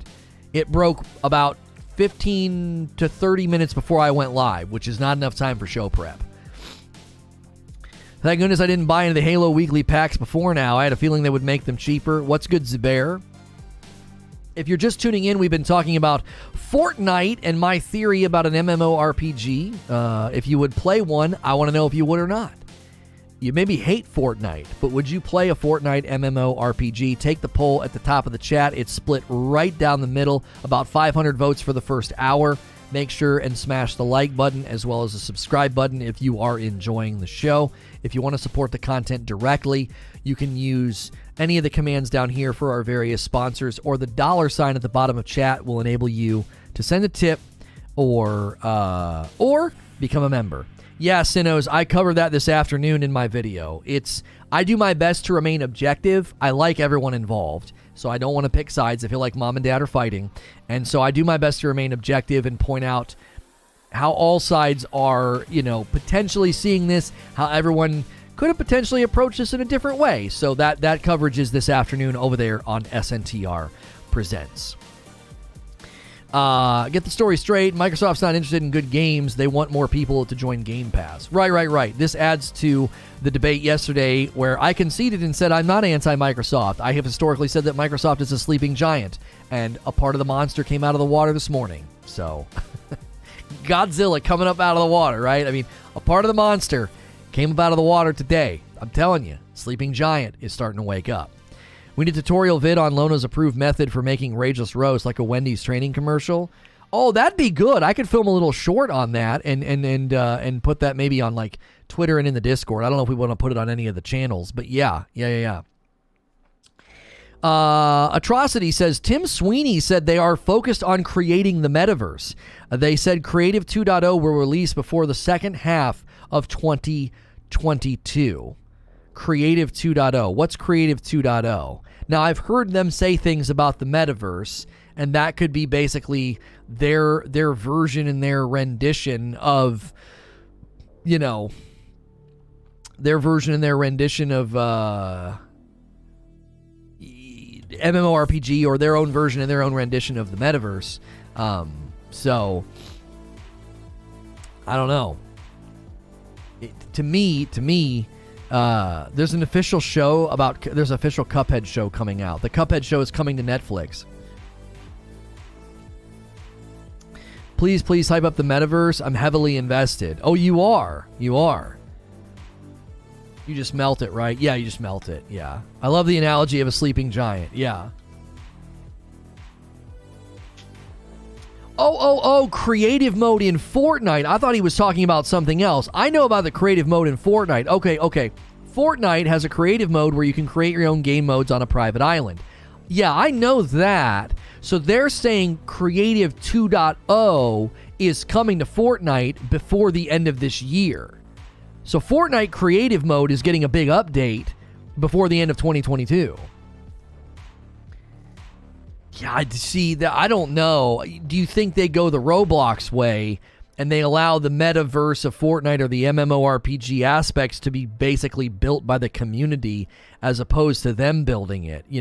All these mini games and mini worlds and mini things pop up almost as if welcome to the Fortnite metaverse, and it's all existing in creative, and it's essentially crowdsourced. It could become like Roblox essentially. Master Chief and Overwatch characters were in Ready Player One. Metaverse is making it real. So you can mod the game and add whatever you want, from custom animations to weapons. Maybe that's the goal here, is all their testing with the planes and the mechs and everything. What they're thinking is, this is a tool set you hand to the community, and then they build it. They build the metaverse. They build the MMORPG, and then it's more like Roblox, and then you can monetize it. If you allow people to make money in your Fortnite metaverse or your Fortnite MMO, right?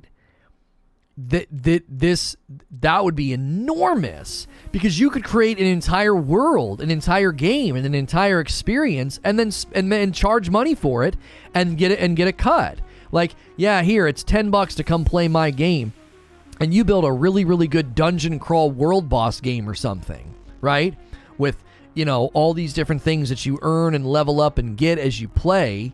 And then people, if they want to play your game, they can spend $5 or $10. Imagine some big content creator plays your mode and promotes it, and suddenly you have all these people buying your mode. I mean, that would be insane. And then Epic makes a ton of money, the user makes a ton of money, and they could, Roblox has become the most profitable game.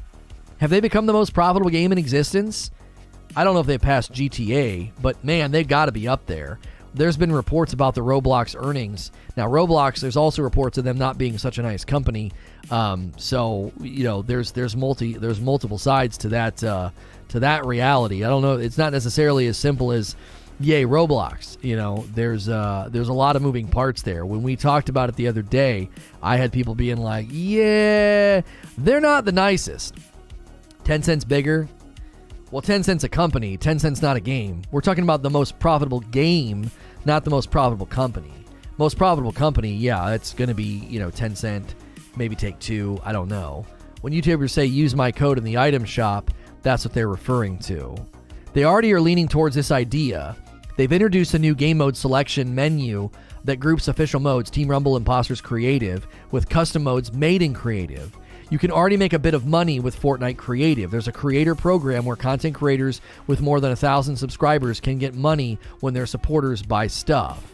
Wait, 1,000 subscribers in the game? Can you have people subscribing to your creative content in Fortnite? use my code in the item shop. I mean, I have a creator code. You can use code Lono anytime you use the Epic Store, but you can also have a creator code. Can you have people subscribing to you in the game? Use code Typical Gamer in the item shop. Well, homie, I'm gonna have to take that out of chat. I have my own code. Kind of feels like you're just driving by to spam. I have my own code people can use. You're in my channel, so 1,000 subscribers on YouTube, 1,000 followers on Twitter, etc. Yeah. So Creative 2.0 could be the groundwork for Fortnite Metaverse, Fortnite MMO. You basically turn Fortnite into a more robust version, maybe a slightly cooler version of what Roblox is doing, where people can create their own stuff and charge money for it. You could imagine creating a boss rush, like Arena Fighter or something, and you set up like 10 different arenas for people to fight different bosses in the game. If they give you a suite of weapons and enemies and health and all this different stuff that you can do, and then you set up this thing, and you're like, yeah, you can come in and it's $5, right? You know, it's $5 to come in. You have 16K subscribers in your YouTube channel. Okay, I have 10K here, 47K elsewhere. I mean, what are we doing right now? You're in my chat. Is anybody in your chat right now? It's not a good look, man. It's not a good look. You're, yeah, my producer got you. Bye. Yeah, you got hit by my producer. That wasn't even me.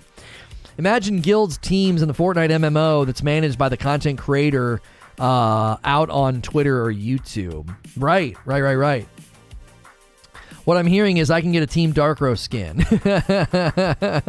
That's right. Didn't see the typical band coming. Hang on. Let's not be unkind. Like, obviously, the person lacks some class. I just went to their channel. They have 1 subscriber. So, I can literally click on their name in chat now and go to their channel, and they have 1 subscriber. So, I'm not sure. Do you have that many subscribers in the metaverse? Do you have that many in the metaverse? Where are your subscribers?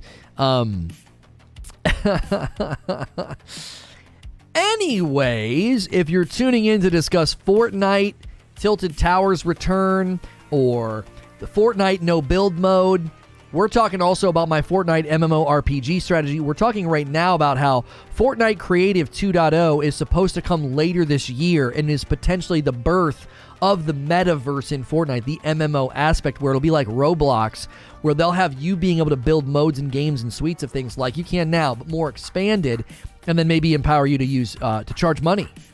You know, his subscribers are in the blockchain. That's right. His subscribers are all NFTs, you know, and they're all on the blockchain, so they're worth a lot to somebody, but maybe not to us. Thank you to all the new subscribers today. Listen, I'm not necessarily a Fortnite content creator.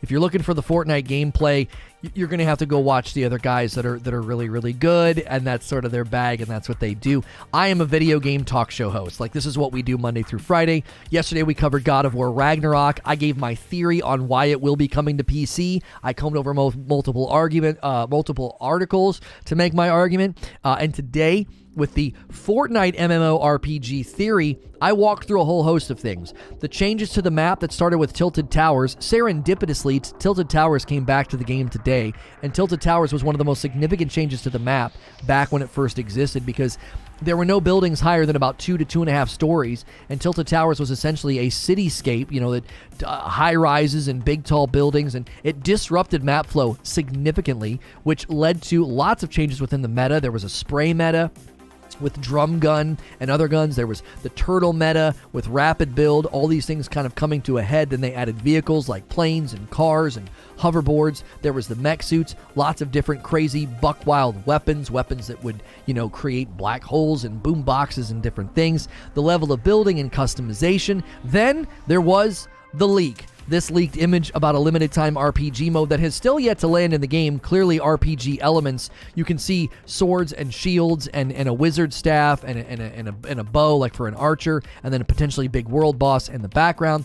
Then there were the leaks from the Epic Apple lawsuit indicating that they wanted to get into an open world mode, and then Tim Sweeney, CEO of Epic Games, saying they want to get into the metaverse, and all of that could be happening in a variety of ways, whether it is Fortnite Creative 2.0 or an actually fleshed out, completely new property. You'd have Fortnite Battle Royale, and you'd have Fortnite MMORPG. Now, given what I said about the server infrastructure that would be necessary in order for them to launch something like this, it would make sense for them to self-contain this, right? And to house this inside, inside the game itself, inside Creative 2.0. Because if you launch an entirely separate IP and it's an MMORPG, the server infrastructure that is needed, they might not be able to get it, given what happened with Final Fantasy XIV Edgewalker, where they were trying to buy servers above market value and they couldn't do it because they're just not available. And so the need logistically and technologically might be too great. They'd have to bake it inside the game itself. That's why the poll at the top of the chat is asking, would you play a Fortnite MMORPG? Also, just curious, would you play a Fortnite no build mode, since that's also one of the other things that has recently been leaked. If you're looking for my coverage of Microsoft buying Blizzard Activision, we did not have time to research that and put together show prep for that. That will be tomorrow morning. So make sure you're subscribed. Make sure your bell button's set to all. That is tomorrow's lead topic in the morning. I didn't have time. We do a lot of show prep. One of the reasons that you might not realize it, but I think one of the reasons you like the show is because of all the work we put into it. I don't just sit down here and slap together and haphazardly walk through a 2.5 to 3 hour talk show. We put a lot of work on the front end before we go live so that you can enjoy the content. And so there was no time for me to do that this morning. I did record a 4-minute update on it on our SNTR Updates channel and a 1-minute short about it on our, it's Edgewalker. It's Endwalker. I keep calling it Edgewalker. Endwalker. Edgewater is a band. Endwalker is a DLC, and I'm blending them together. Sorry about that. Anyway. Yes, so I've got videos out there, but no discussion, no debate, no breakdown yet. I need time to prep if we're going to do that. I know it might seem like I can just debate on the flip of a dime about a given subject, and generally that is true. I can do that, but one of the reasons I make for a good debate partner and a good sparring partner is because I do my research ahead of time, and I don't go in half-cocked. So hope all is well. Did you hear the crazy news? Yes.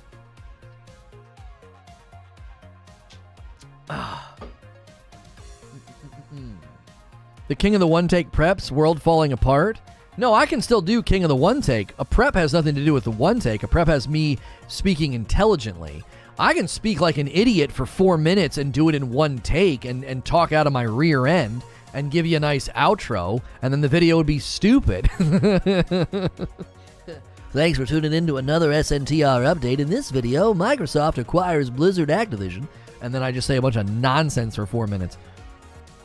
I'm sorry, but I hate Fortnite. All it does is take money out of my wallet so my kid can buy skins and dances. Well, that sounds like a you problem. That doesn't sound like it's the game's problem. You know, I mean, what it's not. What do you mean? You know what I mean? The prep makes what you say in one take accurate. That's exactly right. That's exactly right. As you can see, we have multiple channels. So this is SNTR Gaming, SNTR Shorts, and SNTR Updates both received videos today about the Blizzard Activision situation. So if you want quick rundown of it, then you can check out my other channels, okay? But today we wanted to talk about the Fortnite MMORPG theory that I had, and we also wanted to be sure to cover the Halo Cyber Showdown event this afternoon. So, I keep refreshing Twitter to see what will be added to Game Pass first. That's right. That's right. That's right. That's right.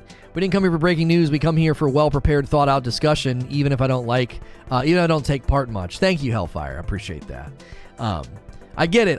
It's big news. It's big news. And I appreciate the fact that you guys are treating me as an authority, like you're coming here first. You're like, what's he think? What's he think? That's a feather in my cap. The reason you're doing that is because I've won your trust. And I have not won your trust with slapped together sloppy shows. I've won your trust with well-prepared, well-researched topics and shows, okay?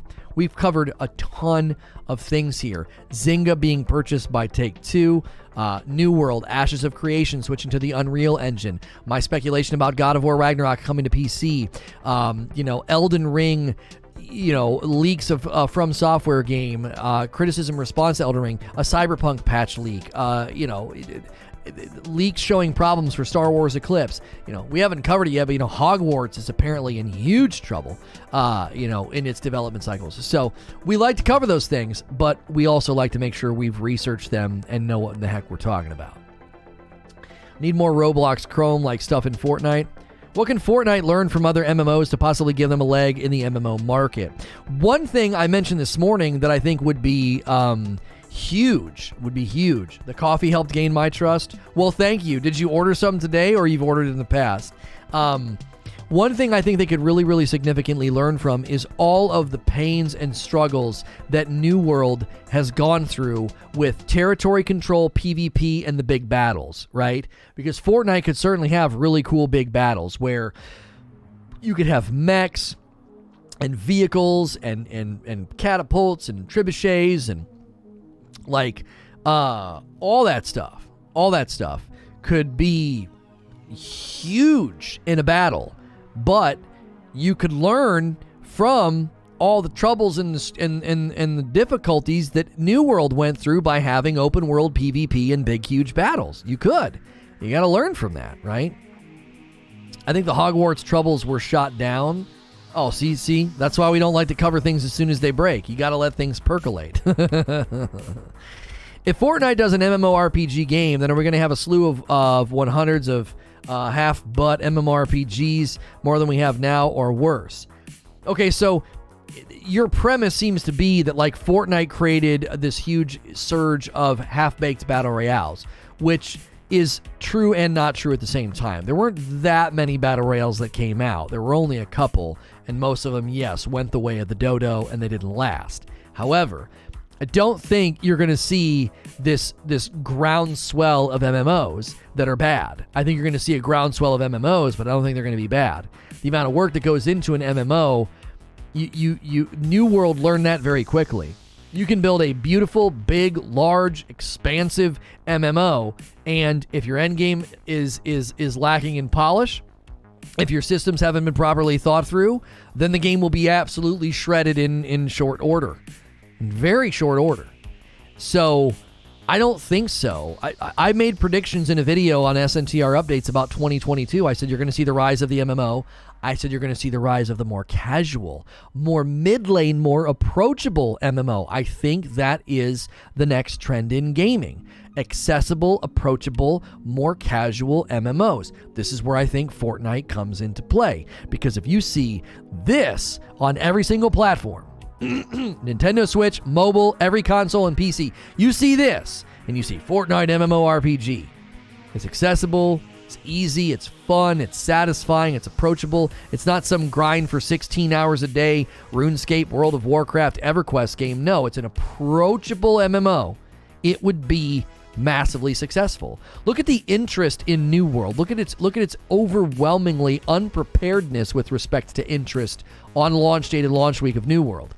People are hungry for this type of game. They are. But then look at the player behavior in the weeks that followed.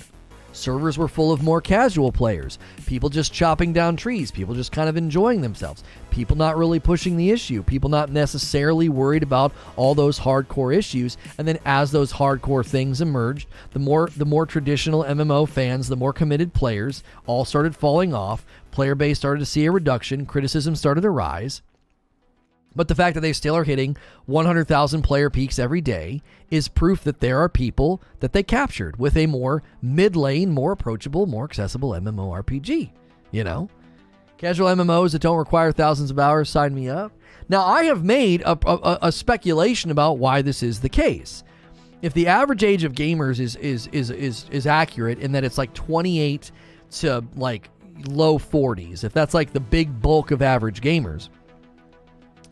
If you look at the average age of marriage in the West, it also happens to be 28, unless it's gone up or down in the past couple of years. So what that means is that the average gamer that sits down to play in a hobbyist or more regular fashion, that means that they very likely are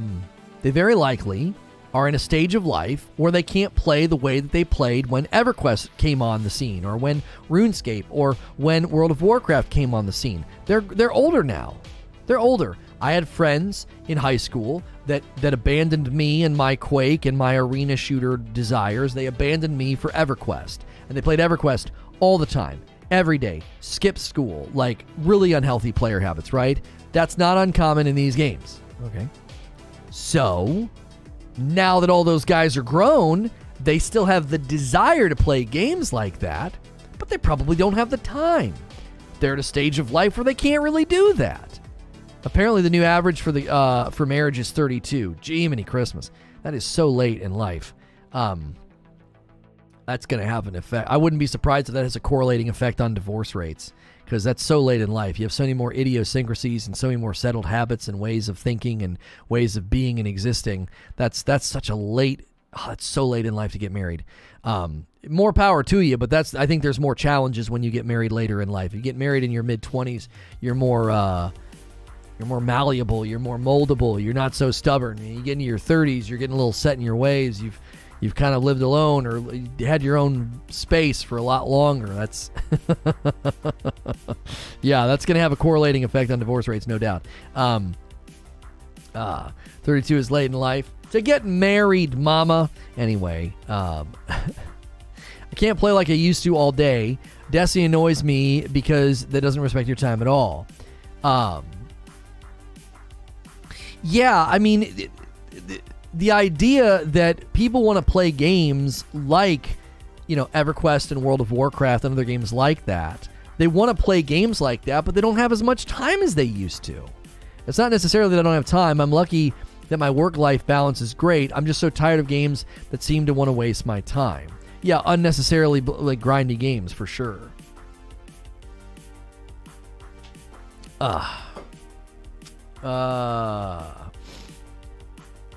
Now that's weird. Average age of divorce is 30. That is weird. Imagine you settle more later in life, less time for a second chance. Yeah, maybe. I don't know. I got married at 31 this October. It makes me feel good to hear that. Listen, it's probably good to know it's going to be more challenging for you. You know what I mean? It's going to be more challenging.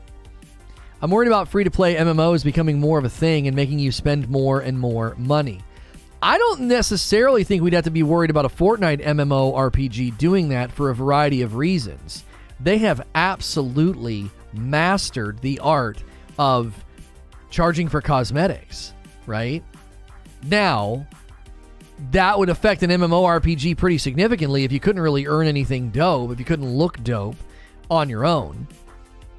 If the only way to look dope was to spend money, well, that poses a pretty significant problem, right? I think there's a pretty good balance in Battle Royale, Fortnite Battle Royale, that you can earn cool things while spending a very small amount of money, right? You don't have to buy every awesome skin that comes out, and you can still look pretty dope in the game, Microsoft bought Activision. What a great day for me. Never married, don't have friends, problem solved. I'm fine with spending money in a free-to-play game, by the way. I do that in Magic and Warframe, just the squeeze of it. Oh, you're saying they do that in Magic and Warframe. Right. The art of the squeeze. I'm still trucking along at 35 unmarried, but my girl's pushing for it. Yeah, well, that can happen. Can't wait to see Diablo 4 on Game Pass. Hey, it's been a while now. 40's the new 20. I mean, I'm 40. I'll take that. 40's the new 20. That's right. I'll take that. I just turned 40. So, last year in November. That's right. 40 is the new 20. So I'm happy to be 20 again. I'm happy to be 20 again. Do you feel that the Fortnite BR player base is so large they aren't concerned about splitting the base between the BR and the MMO? That's a good question. See, we've talked about that with respect to Call of Duty. Like, Call of Duty Vanguard didn't sell as commercially well as previous Call of Duties. And I talked about how there could be a cannibalistic effect from Call of Duty Warzone. Like, so many people playing Warzone, so popular, like, 10 million unique players a month or whatever the frick the number was. That's just insane, right? Well, think about that from a cannibalistic standpoint. You have, 10 million engaged players that are like, okay, you just did a new season. There's new updates, new map, new this, new whatever. Why do I need to go get Vanguard? Why do I need to buy the latest and the greatest? And so it inevitably affected the commercial sales and the saturation and the distribution of Call of Duty Vanguard. And that could have been something that they totally anticipated. Call of Duty Warzone's massively successful, prints money for the company. They're okay if it hinders the commercial sales of the latest Call of Duty. That's not a big deal for them. They're getting money either way. So a similar question here that, well, would Fortnite BR potentially cannibalize their MMORPG efforts? The reason I think it would have less of an effect is because they're so dramatically different. Like, it would be so not even remotely the same type of game. It's one thing to go from one Call of Duty to the next and be like, well, the weapons and the maps are different, but it's basically Call of Duty. I don't really have a reason to get Vanguard. I'm enjoying Warzone, right? Or I don't really like Warzone. I'm enjoying Vanguard, and you fragment your community. That's always a risk. This is one of the reasons that, people like 343 and Respawn with Titanfall 2 and Halo 5, they opted to make the maps free because fragmenting the player base hurt matchmaking. So you got to be careful with your player base. If you fragment your player base, matchmaking gets hurt, connection quality gets hurt, match integrity goes down, people get annoyed, and then they leave. And when they leave, all of the problems that I just stated, matchmaking times, connection quality, game integrity, all those things get compounded by people leaving, right? So the dilemma... I don't think the dilemma that faces like Call of Duty Warzone potentially then, cannibalizing their efforts to launch Vanguard, I don't think it is as strong for the differences between a Fortnite Battle Royale and a Fortnite MMORPG because they're just from different sides of the universe. They're not nearly as similar, right?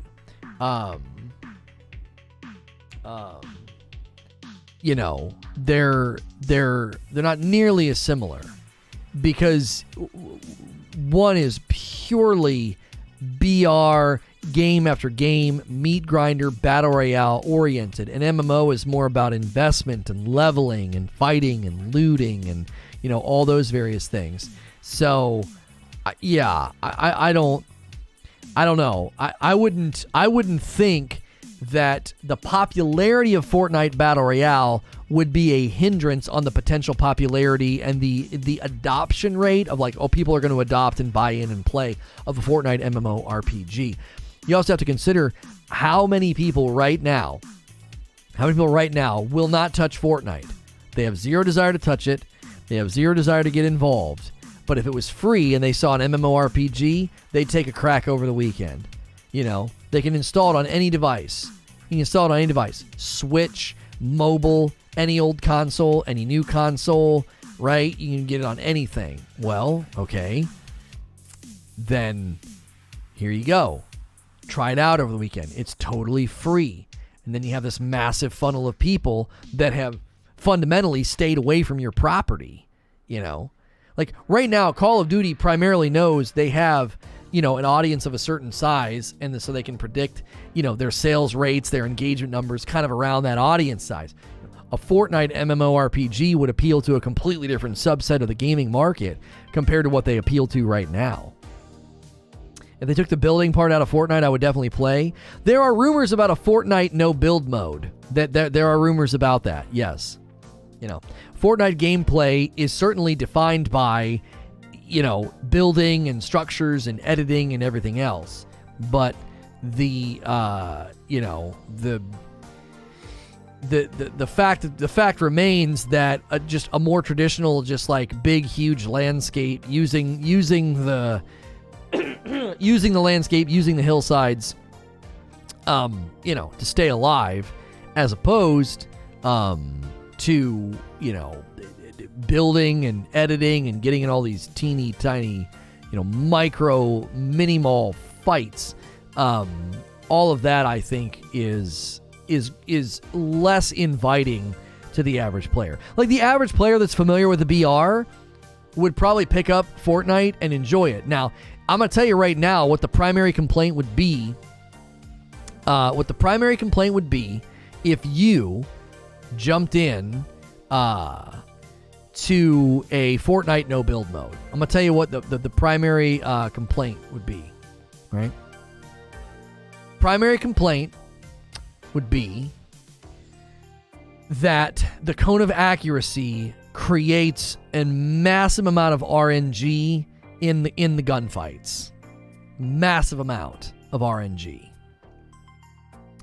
Because what they did with the cone of accuracy is what they did with the Fortnite cone of accuracy is they created opportunities for you to react when you're out in the open world, right?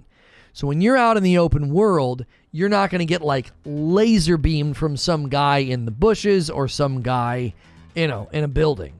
This is one of the primary complaints about PUBG and other games, is that it's so easy to camp.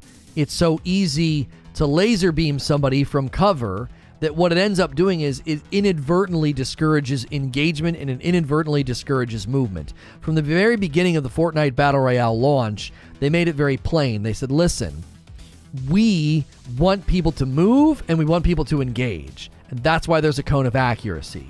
So what a cone of accuracy means is if I put my crosshair on you and I go tap, tap, tap, tap, 1, 2, 3, 4, right? 4 bullets. Tap, tap, tap, tap. 1, maybe 2 of the bullets are going to hit. The other 2 are going to miss. The bullets are landing and firing within a cone of accuracy. There is RNG to it. RNG is a random number generator, so there's a randomness to the encounter. You may lose the fight because of that. This is one of the reasons that aim assist on controller has been so hotly debated in Fortnite, because aim assist creates a bullet magnetism and a stickiness that really, really mitigates and minimizes the cone of accuracy, making it extremely tough. The time to kill gets flipped on its head. The last couple times I played Fortnite, I tried to tell people, I was like, I got lasered by a guy. I wasn't even able to get in cover, full shields, full health, couldn't even get down into my box. Why? Because he was using a controller. He was a terrible player, hiding around some corner, and he third parties, he sees me, steps out and just laser beams me with aim assist. There's no response when I get to do that, right? The time to kill is way too fast. So that'll be one of the most primary complaints if there is a Fortnite no build mode. The most primary complaint you're going to see is people saying there's RNG in the gunfights and aim assist on controller is still freaking busted. Anytime you lose, that's going to be what you think. Well, man, they didn't really beat me. The cone of accuracy beat me. I had great shots on body. I had great accuracy. I handled the fight very, very well, and they just held the button down and got a free kill with aim assist on a controller. That's been a debate even within the building meta of Fortnite, is that huge imbalance that brings to the game. Remove sniper rifles from Battle Royale and you immediately get a better game? I don't see why you would say that. The sniper rifles in these games tend to, especially with the bullet drop and the travel time, it's not hit scan. Sniping in Fortnite was actually extremely satisfying. According to Bloomberg, Microsoft plans to keep making some of Activision's games for PlayStation consoles, but will also keep some content exclusive. Yeah, we'll see just how much ends up not getting taken. This is exactly why we wait to cover these things the minute they break. This is exactly why. Because so many things come out that need to be covered and added to the coverage. So many things that will slowly unravel and unveil themselves throughout today with the news breaking. So I feel like it should be called the cone of inaccuracy, right? This season is amazing. SMG and the AR with Hollow Sight is broken. Instant melt. Oh, really, Skiffy? So you play Please tell me this guy's kick. Yeah, I don't know. Aim assist in shooting games is stupid. Might as well let the game play for you. Well, historically speaking, aim assist makes perfect sense on a controller against other controllers, right? It makes perfect sense because you have dead zone and a lack of accuracy with joysticks that you can't replicate the precision and the accuracy of like a mouse. You can't really replicate that on a joystick. So aim assist makes perfect sense in an environment where everybody's on a controller. However, when you put a controller against a mouse and keyboard player, it's hard to line up the advantages. You could say, well, a mouse and keyboard player is going to have quicker time to acquisite, like time to target. So that'd be, TTT. So there's TTT. That's the first thing that happens. Time to target. How quickly can they target, you? What's their target acquisition time? Well, mouse and keyboard player is likely going to have a quicker time to target. Okay. Now, what throws this off is when aim assist creates an accuracy rating and an accuracy percentage trend that makes time to kill, TTK, the more important number. It makes time to kill quicker and more efficient on the controller. Now, somebody might say, well, that makes up the difference. Not necessarily. If the difference between time to target on mouse and keyboard and a controller, if the difference between time to target is half of a second, and the difference between the average time to kill on a controller, because of cone of accuracy in a game like Fortnite, and the average time to kill on a keyboard, mouse and keyboard, if the difference between time to kill is an entire second and a half or something, that's the trend, that's the average. That doesn't mean every kill shakes out that way. What you would do is that you would average it out, right? And you would say, okay, the average time to kill with aim assist on a fully shielded person is this many seconds, and the average time to kill on mouse and keyboard is this many seconds. Then what you would have to do is you'd have to contrast that to the time to target. Are mouse and keyboard players able, with their increased agility and precision, are they able to more consistently, right? More consistently get time to target to minimize the differences between time to kill? That's the true question. Because if the difference between time to target on a controller and a mouse and keyboard, if the difference in time to target is very minimal, but the difference in time to kill is far more dramatic and realized and measurable, then you have a problem. Then it's like, well, yeah, I'm getting lasered by a controller. I mean, there's nothing I can do. The guy gets basically free damage. The bullet magnetism, the aim assist is throwing off the balance of the fight. And so it's not as easy as people make it. They act like, well, aim assist is totally fine on controller because people on mouse and keyboard have huge advantages. I'm like, what advantages do they really have? Sure, they have crazy good agility in like a close shotgun fight. They can kind of flip and turn and spin on you. Yes, that is certainly true. But in a mid to long range fight where you're having a shootout, aim assist giving one player a higher likelihood of damage more consistently versus another player, well, I have a serious problem with that. That's a serious balance issue. You have expectations of player accuracy, target acquisition, and everything else. You have expectations about that. And if those expectations are immediately subverted by aim assist just magneting to your head, well, that's not, we could call that unfair. Like, we don't want to sound childish, but like, that's unfair, but it inherently is unfair. You're creating an imbalance in the fight that is not really measurable, but it certainly is traceable and trackable. I don't know. You only need so much info if you were trying to go pro. I'm just over here remembering when everyone was begging for crossplay. Well, here we are. Well, here's the thing though, Revive. Here's the thing. Even without crossplay, this would still be happening. It's as easy as plugging your controller into your computer and getting aim assist. There were people that were plugging a controller or plugging a Zim into their computer, tricking their computer into thinking they were playing on controller and getting aim assist on mouse and keyboard. Now, this is considered cheating, and I believe they came up with ways to stop that. But that is certainly something that people could do. You can build a castle by the time the controller can build 4 walls. But see, again, you're not analyzing the scope of it. The scope of it is there are times where you start to get shot and you have a certain amount of time to get into cover, right? And the last couple of times I played Fortnite, the aim assist was so strong that the amount of time I had to get into cover was not enough. I didn't have enough time. The time to kill was so dramatically faster that it threw off the balance of the game. It was like, instead of playing against what felt like a normal player, I suddenly felt like I was playing against an aimbot. It was not an aimbot. It certainly was not an aimbot.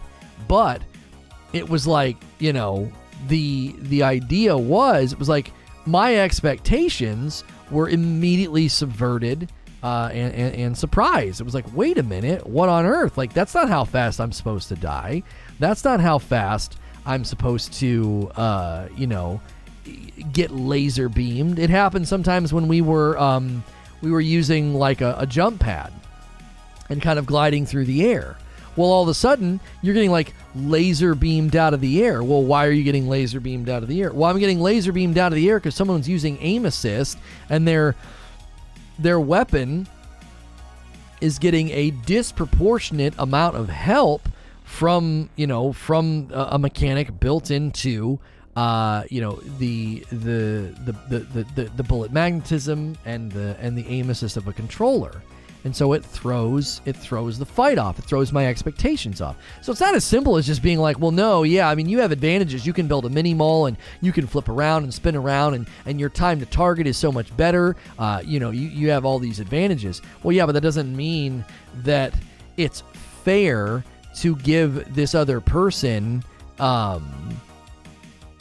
it give this other person all these to this level of aim assist, right? You could go into any game and be like, okay, this player has an advantage over you. Like, you go and play against like a chess master and you're like, okay, this guy has a massive advantage over you. He's a chess master. He's played for years. He really knows what he's doing. And you're going to play against him. And to give you a leg up in the competition, what we're going to do is we're going to give you 2 queens and see what that does to the flow of the game. Well, somebody might look at that and be like, you're giving a disordinate amount of advantage that doesn't necessarily line up with what you would consider to be the advantages of the guy that's really good at chess, right? You would think that that's a disproportionate amount of advantages.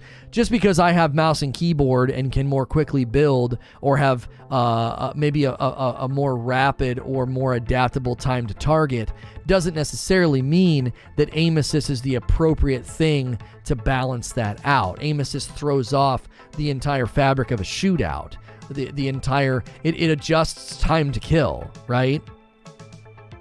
My advantages in building, my advantages in time to target don't change time to kill.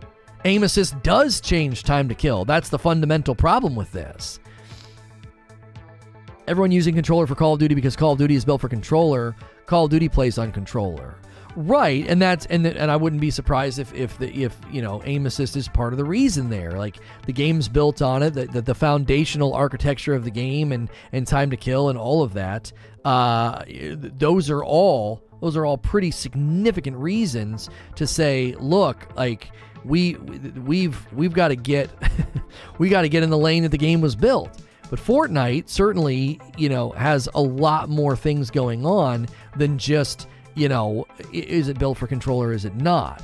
When an advantage is given to a player and it fundamentally changes the flow of time to kill, that's more significant than like, oh, I can get time to target better. Hey, somebody ordered a bag of Frickmas. Thank you, Table JFK. Another coffee order for the day. That's 3 coffee orders for the day. Round us out with an even order amount. Give us 4, so when we print those labels, we can have a nice even amount. Who's going to be the next coffee order? If you're enjoying the show, welcome in. Take the poll at the top of the chat. If Fortnite did an MMORPG mode, would you play it if it happened? Yes or no? It is literally right down the middle, 50-50. See if you can sway that if you're new to the stream today. We also talked about a Fortnite no build mode.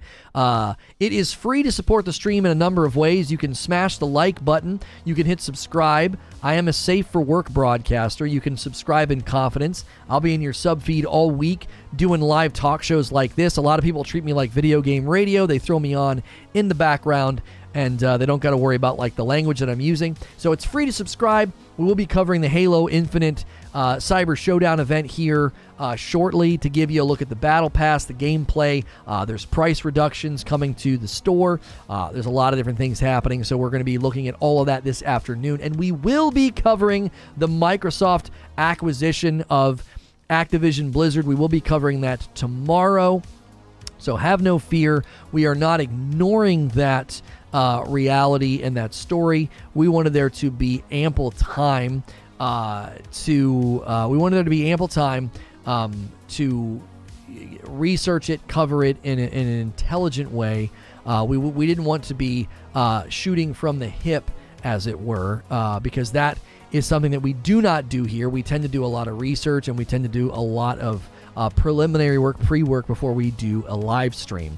So if you're looking for the Microsoft buying Activision Blizzard coverage, that will be our lead topic tomorrow morning. We will certainly not ignore something as significant as that.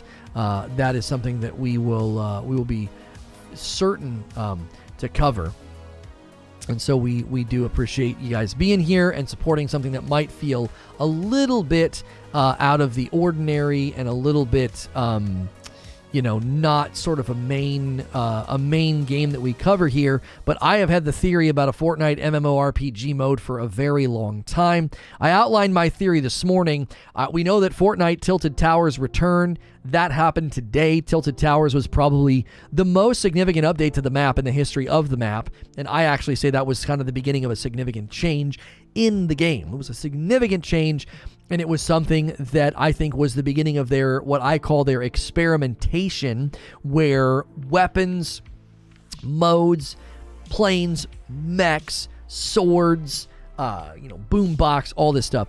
The game has gone through a vast amount of experimentation that I believe would lend itself very well to an MMO.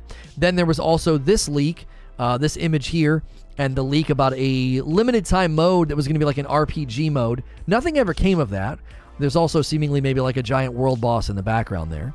And then the lawsuit between Epic and Apple, indicating that they were looking into an open world mode, and then Tim Sweeney, the CEO of Epic, saying that they want to get into the metaverse. Now, we theorized a little bit ago that the Fortnite Creative 2.0, which is coming later this year, that could be sort of the beginning of the metaverse in Fortnite. They would bake it into the existing game, they would bake it into Fortnite Creative, and it would kind of become like Roblox. There'd be this metaverse of mini games, mini worlds that people could charge money for if they're built well and reviewed well, and then people could make money, and Epic would make money off of them.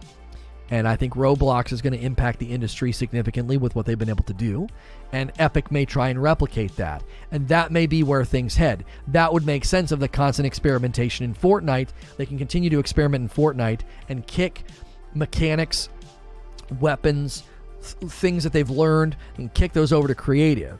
You also have to consider something that we haven't talked enough about: the Fortnite live events, the significant size and scope of the live events, and how they've had big battles and big fights on the map for you to witness. Well, what would that mean for a world boss? What would that mean for really, really cool FOMO events? FOMO meaning fear of missing out, like events that you got to be there for. That would be something that they could tap into. They're one of the kings of live events. They've probably done them better than anybody. Probably done them better than any. They're probably in some cases setting a precedent for these live events, and setting a precedent for how they can be done, the scope that they could do. I mean, they sucked the entire game into a black hole for how long was that? Was that like a day or two or more? I don't even remember how long that was. That was pretty significant. We should change our names and switch to live chat. Yeah. Gotta appreciate that SNTR Gaming and Creature take the time to research the next topic. More importantly, they left the door open for discussions. I appreciate your work. Thank you, Francis. I appreciate that. One of the reasons that you came here today looking for me to cover Microsoft buying Activision Blizzard is that you trust me. And the reason that you trust me and you trust my coverage is we put a lot of work into show prep. I end the day, I end virtually every day with a call to Creature, and we prep for the entire next day. We research topics. We see what might be good. We gather the information. We try to find the articles, the quotes, and the interviews. And the reason that we do that is we want it to be well articulated, well argued. That is something that we want. Here's another thing, just to give, I think, a glimpse into what they could do with sort of an open world, RPG Fortnite. Here is something from in-game right now. Tilted Towers is back and Clombos have emerged. Enormous creatures with ferocious appetite have emerged and are roaming the island. They'll eat just about anything, but try feeding them clomberries for a special surprise. Now, imagine, okay? Think Ark Survival Evolved. Think Horizon Forbidden West. Think, Immortals Phoenix Rising. Think of a big, giant open world with creatures with this level of detail, this creativity, this size and scope that can be tamed, turned into a pet. Maybe you fight them. Maybe you fight them for pieces that you make armor with. You think things like that you can do with the all the different materials in the game. Like, look at that. This is in Fortnite right now. That looks like something fresh out of another game. That doesn't, like that looks like like in a dinosaur game where, imagine, a Turok dinosaur hunter in the vein of like Immortals Phoenix Rising or Fortnite art style, or like a Dauntless, like a Monster Hunter style game. Like that guy right there. Look at the level of detail. And people treat Fortnite as if it's just some sort of silly, chintzy kids game, but this is exactly where I see massive potential. This could be one of 100 species of dinosaurs they could put in the game if the game was an MMORPG. You have this big, giant open world and big, medium, and small versions of that guy, running around, big T-Rex, whatever. These are all things they could do with the engine and their creativity that would be more, again. Doesn't this look like something more significant than just like some fun thing to put into a battle royale? There's something bigger attached to this, is there not? Look at that. That doesn't look like something you would just throw in a battle royale. That looks like something you would throw in an action adventure game, a combat-based game. Something that is more than just, it's roaming around the map. Feed him clomberries for a surprise. Like, what? No, he looks like something fresh out of another game. I'm telling you, there is so much more to this game's potential than people, I think, realize. It might look like that in the PR pic, but in game it will look like the initial Halo Infinite release. Got all memes, low text, and cartoony. You apparently have never played Fortnite with everything turned all the way up. It's a beautiful game. It's a really, really well-built game. You watch all the streamers, and they turn all that crap off because they want to be able to see. They turn off the shadows, they turn off the textures, they mess with the lighting because they want everything to be high contrast, easy to see. If you would have watched me play Quake 3 Rocket Arena back in the day, it looked like literally a non-textured game. A high-contrast, non-textured game. Why? It made it easier for me to see the enemies. So, I guarantee you that's what he looks like in-game. Guaranteed. That's the model from the game right there. This is not just some promotional art. I guarantee you that's what he looks like in the game. If you feed it clomberries, it poops out legendary weapons. FPS over everything. Not just FPS, just the ability to see. The ability to see. You don't want shadows. You don't want darkness. You don't want any of that shading. I don't play it. Anything I've seen of it look crappy. You would have to watch somebody, really, really go in. Let's see. Fortnite gameplay, Ultra 4K settings gameplay. Let's see if we can find somebody that's like gone crazy. Here we go. 4K 60 FPS. Ultra settings on PC. Let's take a peek and just show you that the actual game can look. It can look unbelievable. Now, this is going to be coming from someone else's channel. They captured on Elgato. This is Techno Review's 4K performance. Let me make sure and get everything set appropriate here. Remember, you are watching through a stream, so you might still think this doesn't look that great. All right, now, so this is on Techno Reviews. If you want to check out their channel, check out their channel. So here is just them. They're going to be loading into the game here. Let's see. Let's get them on the ground. Let's get them on the ground here. It's dark, too. It's like nighttime in the game. They're taking a very, very long time to land. Eye candy in single-player games. All right. So, yeah, it's dark. That's the biggest problem. So you can see here, the level of detail on the character models. You can see the level of detail with the grass, the bricks. Like, this is just one environment that is a little bit dark, and this isn't the greatest example. But again, you can see there is significant amount of detail in the game that you rarely will see when watching a streamer play, and it's because the streamers turn all that crap off. Barrier found a screenshot of in-game of the guy. Thank you so much. This is a much better. This is a really good example of how level of detail in the game can actually surprise you. Thank you for the screenshot, Barrier. Let's just go here, because a lot of times, if you're trying to look at something on a stream like that and all the movement and stuff, it's not going to look great. Now, I did have to stretch this a bit because it wasn't big enough to go full screen, but there you go. He's no different than the screenshot I showed you just a moment ago. That's what he looks like in the screenshot. Like, look at that. That looks like something out of Horizon Zero Dawn. I'm sorry, not Horizon Zero Dawn. That looks like something out of Immortals Phoenix Rising. Imagine a game with dinosaurs of that size roaming around, whether or not you could ride them, turn them into a pet, fight them, a world boss, that this could be one of its babies, and all of a sudden the world boss comes climbing out of a cave, and you got to fight him. There's so much. You know what I mean? I think this is the point. This is the point. And Unatoned Gamers, I'm not trying to put you on blast. You're right, my bad. You're good.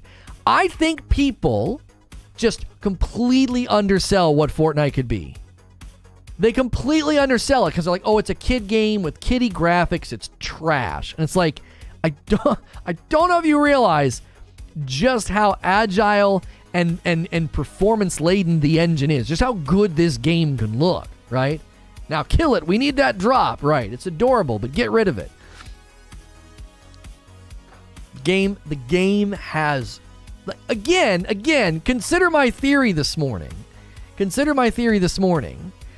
at the level of detail on this guy, okay? And he doesn't look like something you just drop into a battle royale for fun. He looks like he belongs somewhere else. He looks like he's been dropped out of a Rift in Ratchet and Clank or something. He doesn't look like something that belongs in a battle royale. Now, why would he look like that? Why would he look like he's from somewhere else or from some other time or from some other game? I'll tell you why. Because I think they're using the Fortnite Battle Royale mode as experimentation for something significantly larger. Whether it's the metaverse through Fortnite Creative 2.0 or there's an actual Fortnite MMORPG on the horizon. There is the potential that happens. Look at him when he's attacking. Let's get this picture on the screen. Let's get this on the screen. I love their heads-up display, too. I really like how far it's come. I really do. I am anything but a Fortnite fanboy. But I really, really think this game has some potential. And I think it's got cool things in it. I do. I think they do cool things with it. Did I not open this in a browser? Oh, it's max res default. So it's one of these two. They both have the same dadgum name. Here we go. There you go. Look at him. Here he comes charging. So this is some guy's thumbnail that looks like easy method, feed clomberries to a Clombo, milestone complete. So this is somebody's thumbnail, I think. Maybe not attacking. Looks like maybe he's eating. I can see the problem the fighting games had, similar when it had pad versus hitbox. I answered no to the poll, but now, after some consideration, I'd actually give it a fair shake. One of the reasons I think that you and many other people would be like, yeah, why not, Hex, is because if they made it free and it's on literally every single platform. Imagine having a character in an MMORPG that you can take with you anywhere. Anywhere. You pick your Switch up and you bring it with you to the DMV or to the train ride or the bus ride into town or to your grandma's house or wherever the frick you're going, and you got right there in the palm of your hand, you got your character, stuff you can work on. You want to go farm some materials, you want to work on some tedious quest line, you got your character with you everywhere you could possibly think of. You've got your character with you. That's the potential that Fortnite has to be a truly, like, if this metaverse thing happens with them, you know, that's you can't overlook that. That's a big deal for them to be like, oh yeah, you make a character and grind and level and get loot, and yeah, your character goes with you everywhere. You know, you can do that with Steam Link. Homie, there's a giant difference between me pulling out my Nintendo Switch or my phone and having my entire game with me and trying to use Steam Link. There's a giant difference between the two. Giant difference. You get an emote with the crown flex. Me and my fiance play Fortnite together. She loves the game. It's come really far. All the different maps they've done. And now victory crowns you get when you win. It's fun. Nice. Nice. If you're new and you've never been here before, typically I'm in this scene. We're doing a video game talk show Monday through Friday. I have another talk show this afternoon about the Halo Infinite Cyber Showdown event. I'm a safe for work broadcaster, so it's free to subscribe. It doesn't cost anything to subscribe to the channel, and you can subscribe in confidence. I'll be in your sub feed all week, covering variety gaming news topics. A lot of people throw me on in the background like video game radio because they don't have to worry about the language that I'm going to use. We appreciate you being here this morning for a very, maybe a different subject than I typically would cover. Yesterday we covered God of War Ragnarok and my theory about it coming to PC based on interviews and statements made by the developers as well as the CEO of the company at Santa Monica Studios. And today I really wanted to take the time to outline my theory about Fortnite Battle Royale doing an actual MMORPG mode, and Tilted Towers did return today, which was part of my argument. Tilted Towers was the beginning of the experimentation method with the game and the map and the mechanics of Fortnite to allow them to build something I think far bigger and far more significant than a Battle Royale. We will be covering Microsoft buying Activision Blizzard. Don't you worry. That'll be tomorrow's lead story. We don't jump in things like that haphazardly. I want to give you good, thoughtful, researched coverage, and that will be tomorrow morning. So make sure you're subscribed. Set your bell button to all so you don't miss my streams. If you want quick overview of it, our SNTR Updates channel has that, as well as our SNTR Shorts channel. And yeah, it looks like the updates vid is doing well. Ooh, our Elden Ring video did well just the other day over there. Our little updates channel is cooking. If you like little short 4-minute news updates, be sure to check that out. We greatly appreciate people supporting all of our various channels and all of our various efforts. It's a great way to get, if you like live streams like this, if you like really quick news uploads, we've got that. We have another channel called SNTR Presents, and I will be covering the Ninja versus Pokemon drama. I'm not a drama channel, but I'm trying to give clear-headed, balanced coverage on that situation. That's my focus and my POV.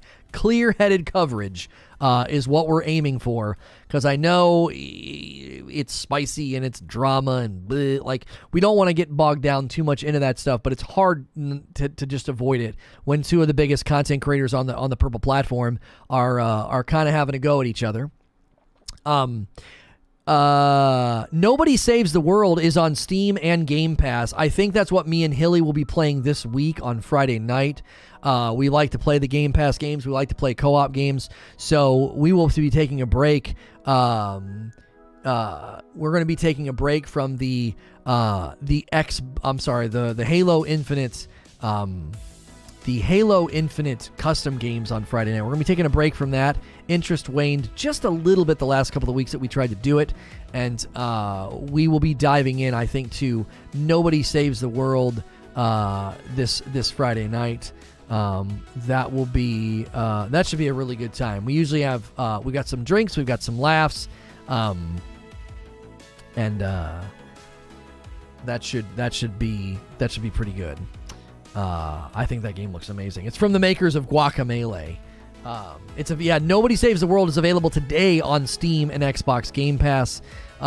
So we will be checking that out on Friday. Nobody Saves the World is, again, it's made by the same people who made Guacamelee, and super fun. And I'm looking forward to that one. I'm surprised we aren't talking about the Microsoft deal. That is tomorrow. We wanted an opportunity to talk about it. In a couple of months, Microsoft buys the Purple Platform. Yeah, well, maybe I could get maybe I could get an actual update from, maybe get a moderation crew to, maybe revamp their moderation crew, since, I can't get a response. It'd be great to get them bought out, cleaned house, and then I'd potentially get everything back. That'd be hilarious, wouldn't it? Here's another screenshot from the update in Fortnite. Again, I mean, just look at that. Man, open world combat against enemies like that would be so friggin' fun. Creature telling me we really need to promote Discord. If you like to hang out in Discord servers, if you're looking for people to play with, that is something that we certainly welcome. Our Discord server is open to everybody. If you're a paying member, it is something that you get increased access to, and so we want to make sure you know about that. That is something that is available. I need to make sure I've got everything for, yes, there we go. I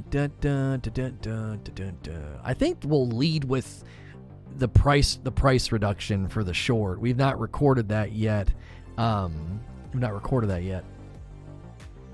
also like to change my vote. I would give that a try. It'd be sick if that's how Fortnite's going to go. That's kind of what we've been theorizing today. So there's obviously the potential of a no building mode or whatever, but there's also the potential of an MMORPG. This is all theory, but I think it's rooted in good things. Observable things, observable, traceable, documented things that they have said and done. So a new Vikings Valhalla teaser previews blood battles and beards to come.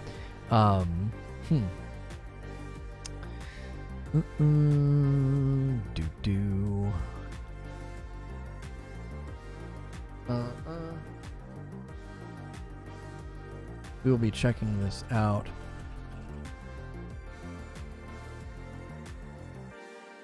Drinks.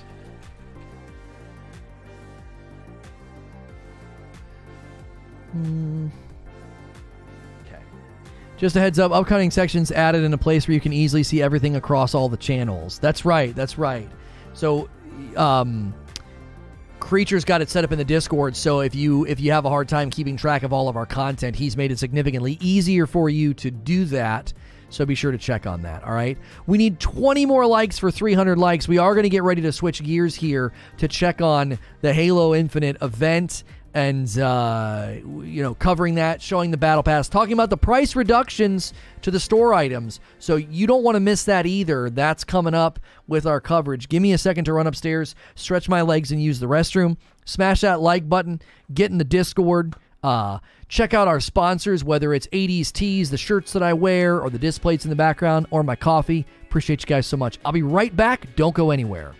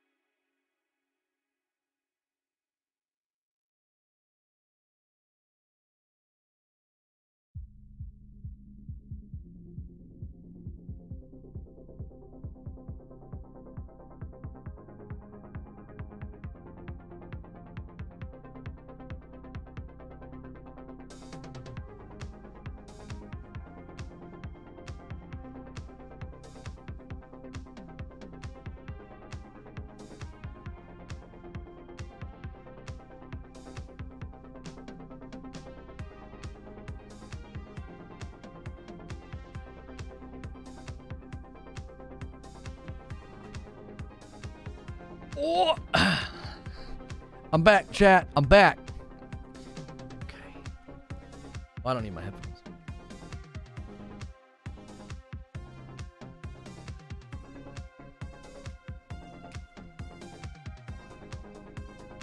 I had no idea anything was happening in Halo. I don't know how we grew so far apart. I can't resist playing an Excel spreadsheet. I'll give you the goods. Don't worry. I'll give you the goods.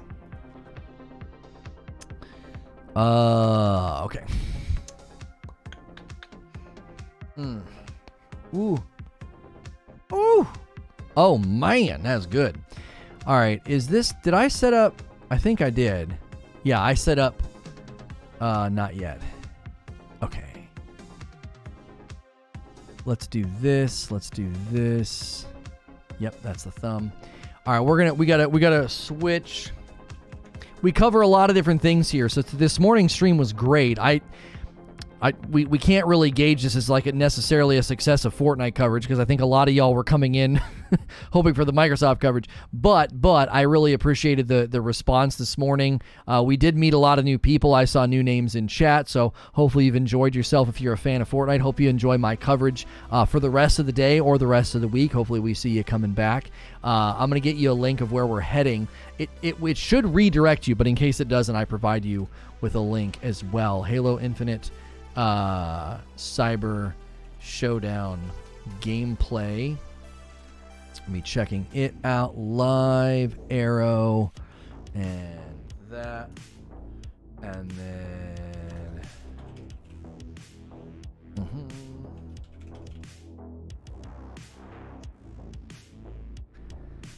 tweet that out. That in chat is where we're heading in the event that we don't that the redirect doesn't work.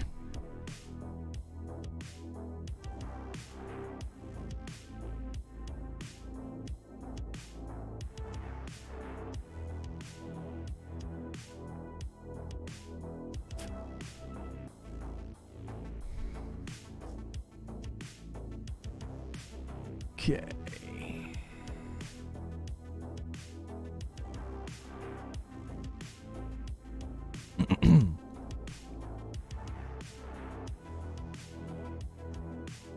Hey, thanks for clicking on the video. This is going to be another episode of SNTR Gaming News covering a couple of things. Number one, the price reductions in the store in Halo Infinite. The Halo Infinite store items are seeing a price drop. Also, the Halo Cyber Showdown event gameplay. We want to look at the battle pass, the gameplay, what's it all offer, and showcase that to you. So we'll be checking out all those things for you. We are also going to be bringing people over from my live stream this morning where we talked about